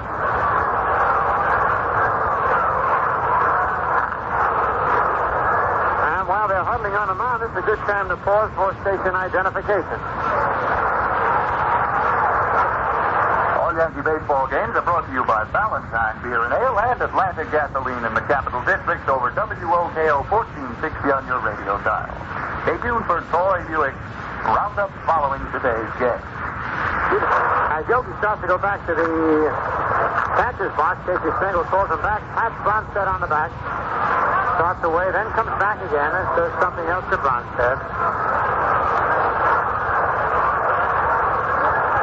As Casey leaves, he gives the hustle sign. Let's go get him. Oh, this has been a hectic ball game, man. The Yankees have committed 5 errors. The Tigers have committed 1. The Tigers have had so many chances to break the ball game open, but couldn't come through with that one base hit or long fly at the right time. Meanwhile, the Yankees have taken advantage of almost all their scoring opportunities. They haven't left more than 1 man on base in any inning.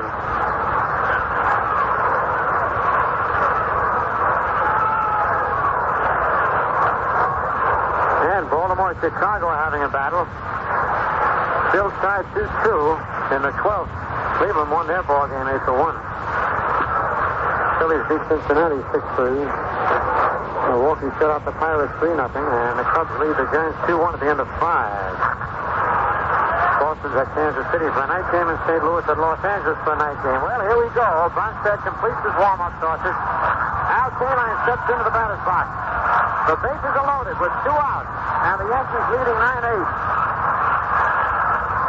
Talk about accident drama. Excitement. All 3 runners lead away. Here's the windup by Bronstedt. The pitch is a ground ball right at Lopez. He bombs it, picks it up. Steps on third for the out. Holy cow, a line drive, 1 hopper. But Lopez couldn't find the handle. It hit in his glove, popped out. He picked it up, dropped it, picked it up, and stepped on third for the 4th play. And the Yankees win a squeaker, 9-8.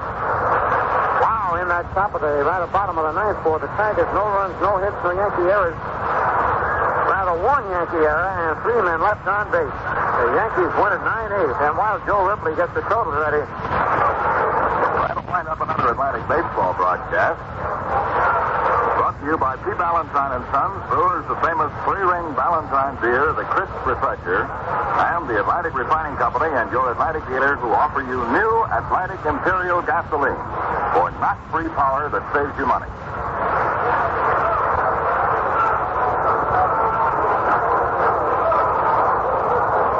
Yankees, 9 runs, 13 hits, 5 errors, and 6 men left on base. For the Tigers, 8 runs, 11 hits, 1 error, and 14 men left on base. The winning pitcher, Duke Marks,